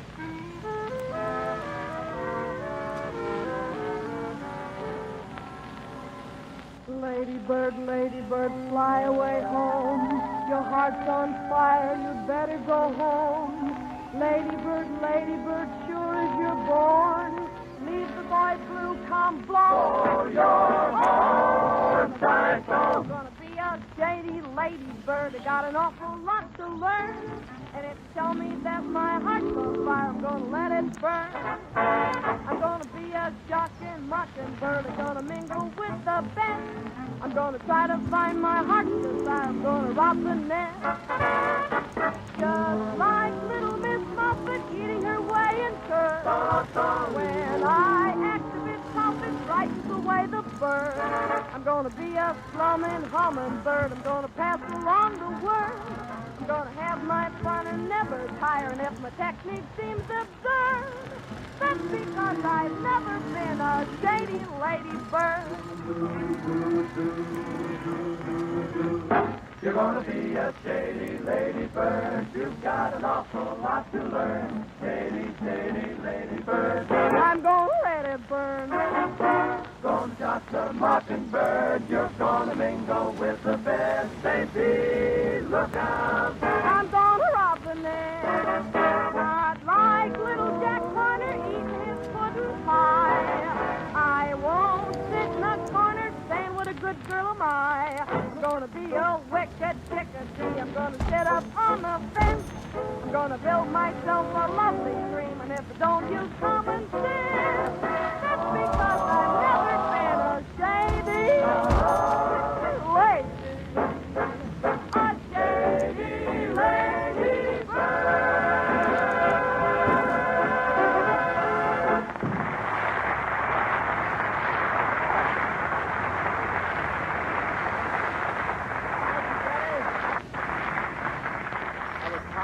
Hudson and the 6 hits of the Miss. Betty Hutton singing Shady Lady Bird. Okay, Larry. Well, Bob, tonight I want to tell the folks about a new and very important last-minute checkup on their attractiveness. It's called Pepsodent's new 2-second beauty test for teeth. Pepsodent Tongue Test. It tells you quickly and conclusively if your teeth are as clean and bright as they ought to be. It tells you in a flash if your smile will register as you want it to. It's very simple. Try it right now, and you'll see what I mean. Right now, run the tip of your tongue over your teeth. Feel that filmy coating? That's what dentists call materia alba, and it doesn't belong on teeth. It collects stains, makes teeth look dingy, makes your mouth feel unhappy. And what's more, it's a sign that your present toothpaste may be letting you down. It's a sign that you ought to switch to the new improved Pepsodent toothpaste, because Pepsodent fights this filmy coating in 2 ways. First, because of the higher irium content, it acts quickly to loosen and wash away the sticky coating. And second, its exclusive polishing agent buffs teeth to such a shiny smoothness that coating slides off, doesn't collect and stain. So run your tongue over your teeth right now. You can tell in 2 seconds that you need the new high-speed action of this new Pepsodent toothpaste. And when you use it, you've got a thrill coming. It's so smooth, so tasty. It will make your mouth feel like a fresh spring morning. Go to your drug counter tonight and say, Pepsodent toothpaste, please.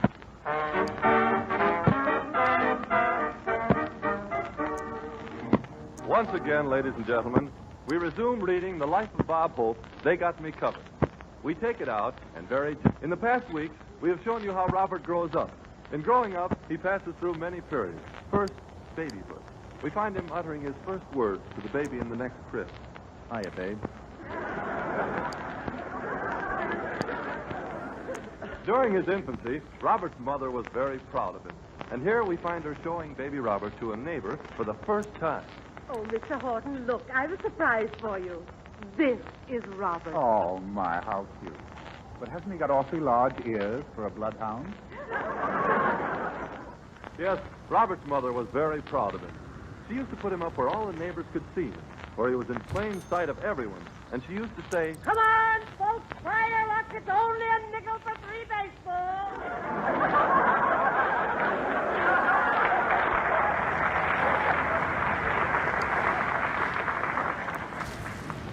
Several baseballs hit Robert on the head, and he decides to become a comedian. He comes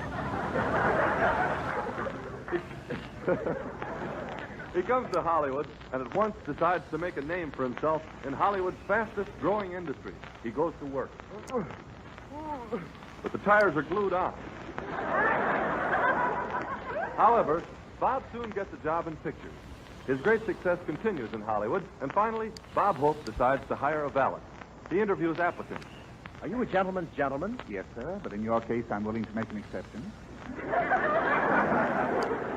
So he hires Edward Everett Horton as his valet. And now we find them getting ready for a big evening. Oh, Mr. Hope. Yes, Edward? I have a hot tub ready. A hot tub. Ain't we got enough tubs without you stealing another one? Well, for goodness sake, somebody join me.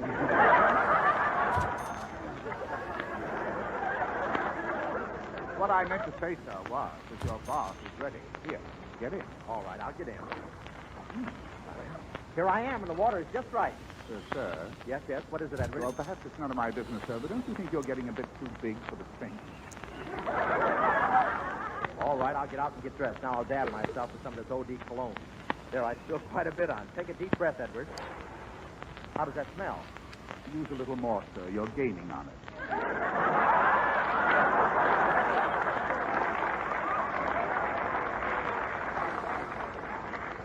I want to be well dressed tonight, Edward. Remember, this is an important affair, so put out my best clothes. I want to walk in there feeling solid.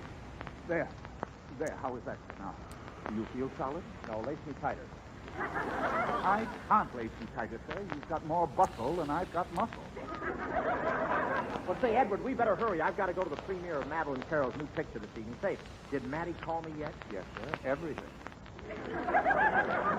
Oh, well, I'm taking Betty Hutton anyway. I phoned for a cab a half an hour ago. I can't understand why it isn't here. Hello? Hello. Cab driver Colonna, master of transportation, expert driver of safety cabs, guardian of public conveyances, also special rates for running over jacks.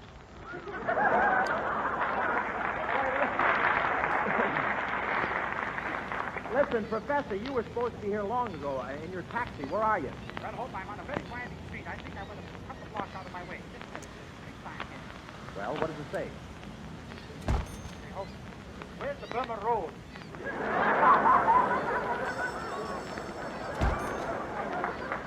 Colonna, stop fooling. You can't be on the Burma Road.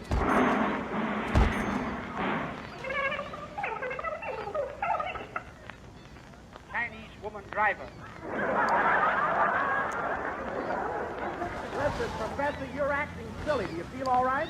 Of course, I'm in good condition. I always keep myself in the pump. Oh, now, pink. Pump, pink, pump, pink. Oh, let's call it table tennis, and the heck with it. Let's talk. Colonna, where's your brain? Working nights at Lockheed. Say, Hope, if you haven't got anything to do tonight, how about you and me playing a game of tiddly tink? You mean tiddly-wink? Tink, wink, tink, wink. Oh, anyone listening to this program knows it's tink.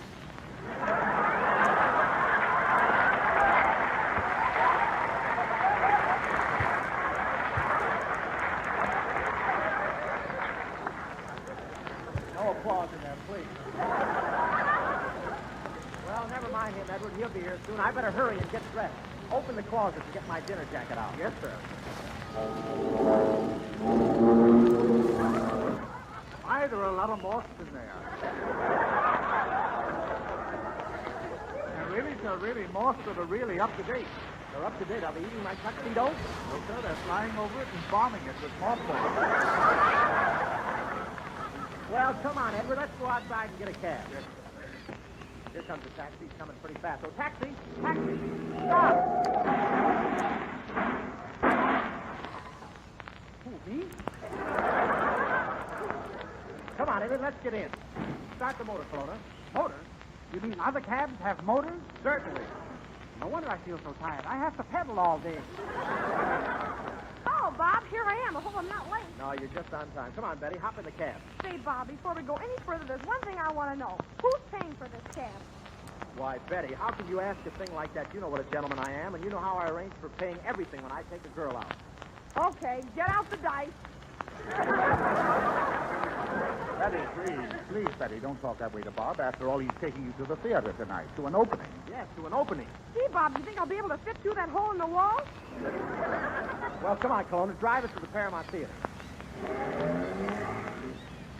My, it's rather crammed back here in the cab. You're right.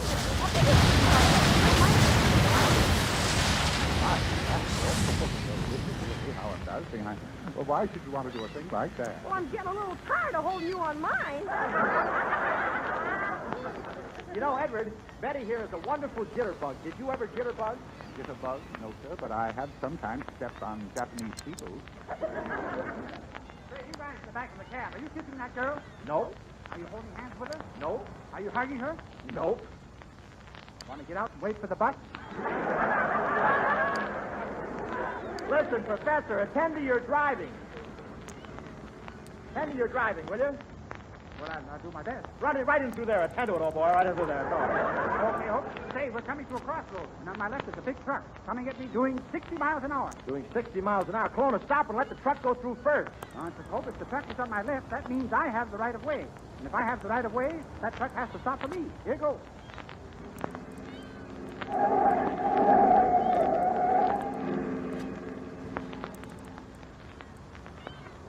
Think anybody believes this?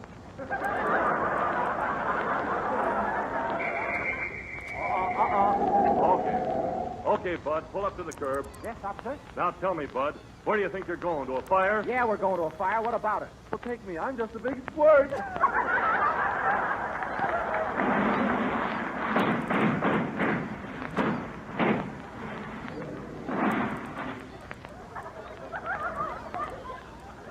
What do you know? We're out of gas.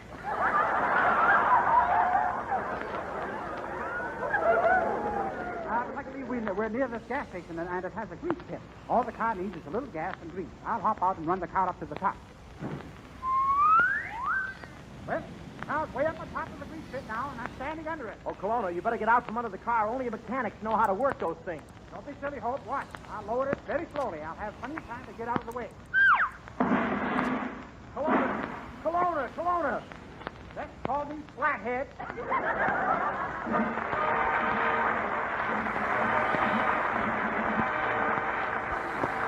All thanks for the memories, each schooner and her friend. Upon you we depend, and if our miking to your liking, we all bow and bend. To thank you so much, and thanks for the memories of Edward Horton's twist, as fun production is. Your jokes provoke the laughs from folks to fill a lengthy list. And thank you so much.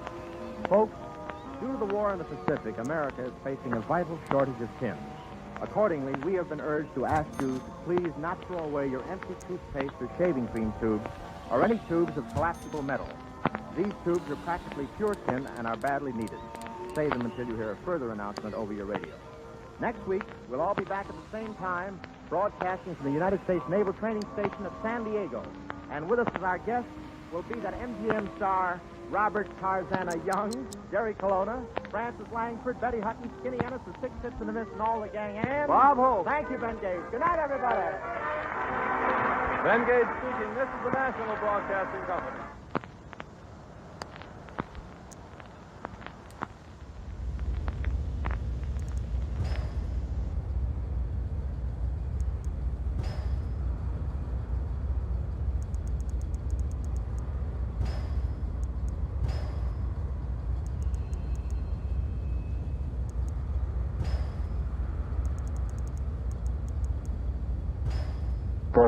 safety of your smile, use Pepsodent twice a day. See your dentist twice a year. The Pepsodent Show, starring Bob Hope.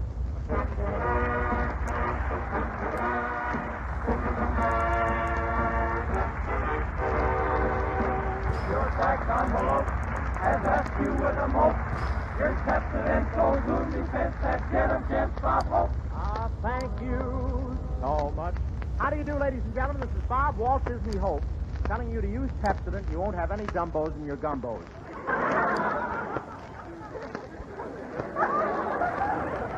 Or, this is Bob Tire Conservation Hope, telling you if you change to Pepsodent, your teeth will always have white sidewalls. You'll get better smilage and never need a new set of treads in your head.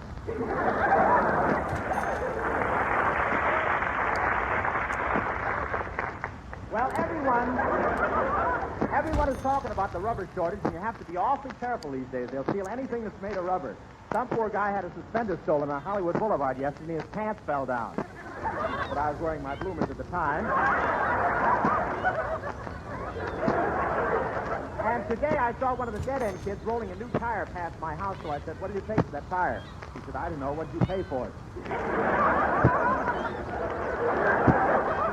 You know, you can save your tires by putting your brakes on easy and by starting up slow at red lights. I started up slow when the light turned green this morning, and I drove 10 miles with 3 cars from Glendale on top of my Pontiac.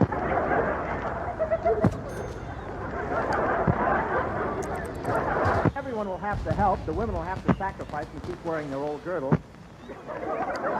That's no snap.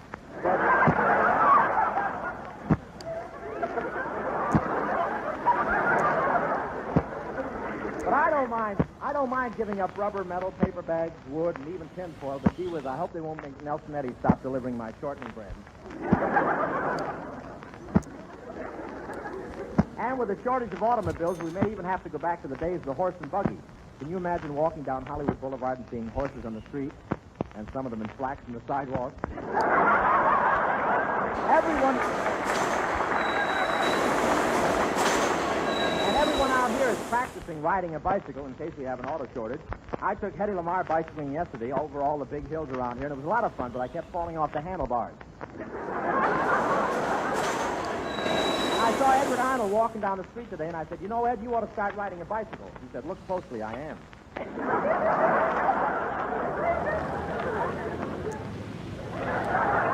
But I'm really an expert bicycle rider, though. I was riding down the road in front of my house, and I turned to some friends and said, "Look, no hands." And you should have heard them cheer as I disappeared down that open manhole.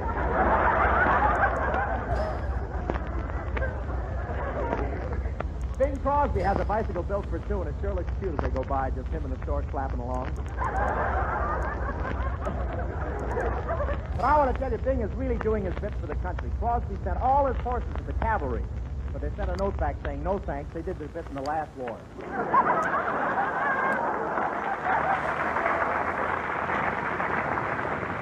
But there's one man on this Kelowna. Oh, Professor.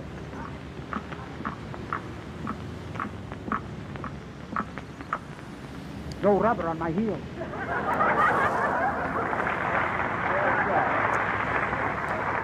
Well, tell me, Professor, what are you doing to conserve your tires? I worked out a simple scheme. I use 2 at a time and put them on my car corner caddy. Kelowna, caddy corners. Corner caddy. Caddy corners. Corner caddy. Caddy corners. What's the difference? Somebody swiped them anyway. You know, Kelowna, there are a lot of shortages. For instance, I'm having a problem with my sugar. What's that? Kelowna, my sugar. My sugar. Too bad you didn't speak sooner. I got engaged yesterday. Kelowna, you know you awakened the beast in me. I know. He left the 7 o'clock call. Kelowna, I can see that you're not patriotic. Don't be silly, Hope. I'm very patriotic. All this week I've been busy collecting defense bonds. No. Look, Professor, you mean you've been busy collecting defense bonds. Blonde. Bonds. Blonde. Bonds. Well, you have your fun, and I'll have mine. But, Kelowna, I'm speaking about our country's defense bonds. Something new has been added all around this year. I'm working for a new sponsor. New sponsor? That's right, Skin. Man, I just learned how to say composite metaphosphate. Now we're changing sponsors. Yes, ladies and gentlemen, Bob Hope and Company have a new sponsor starting tonight. This is the first announcement of it. Folks, I'm proud to tell you our new sponsor is an old friend in a new dress. A real smoothie, the new Pepsodent toothpaste. Yes, it's true. The new improved Pepsodent toothpaste is one of the smoothest, one of the best-tasting toothpaste you've ever known. It's snowy white, creamy, with a flavor that tastes like springtime. And it's more active, works faster. That's because it's more irium active. Did you get that? More irium active. And let me tell you what that is all about. The new improved Pepsodent toothpaste contains 180% more irium than before. 180% more. Now, you know what that means. It goes to work faster. That's right. It's foamier. Right again. It makes teeth feel cleaner, quicker. Sure it does. And that delightful, fresh flavor cools your mouth, wakes up your taste, makes you feel good all over.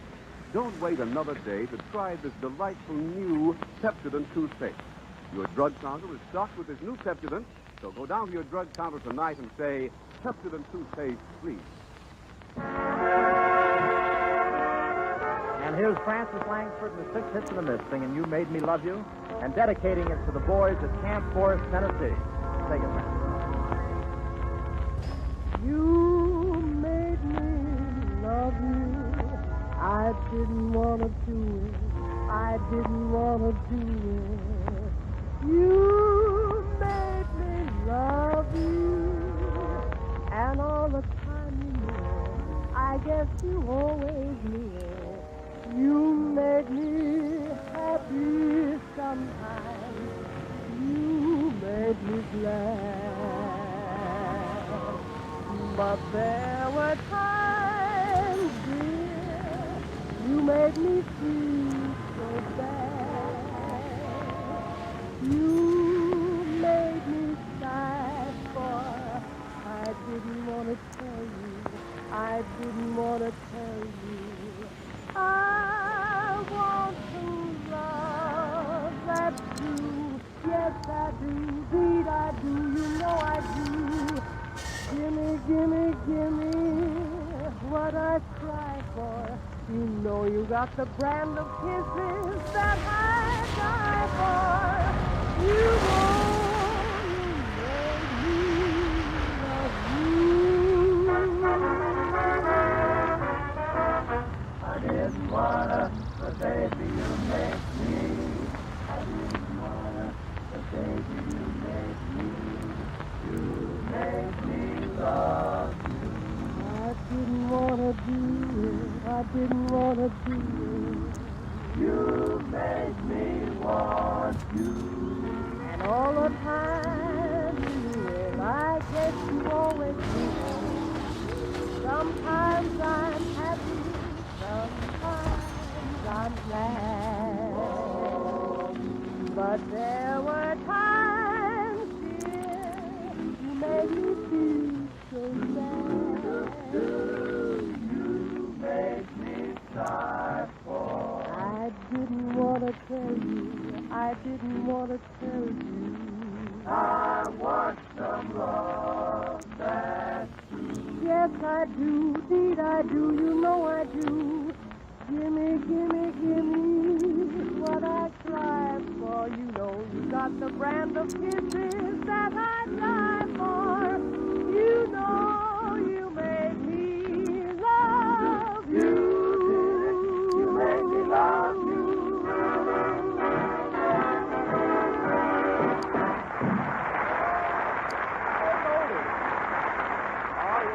My mother told me about that one, Francis.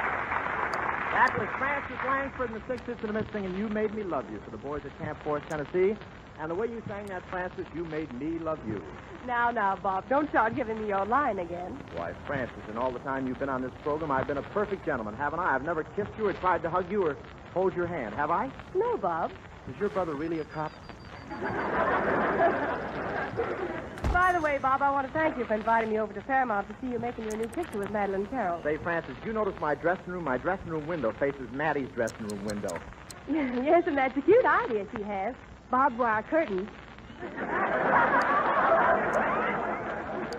Yeah, they keep the sun out, my mother's. But, Francis, don't I make a romantic figure in my love scenes with Madeline? Oh, yes, Bob. I love the way the light in your brown eyes shines on the bags below.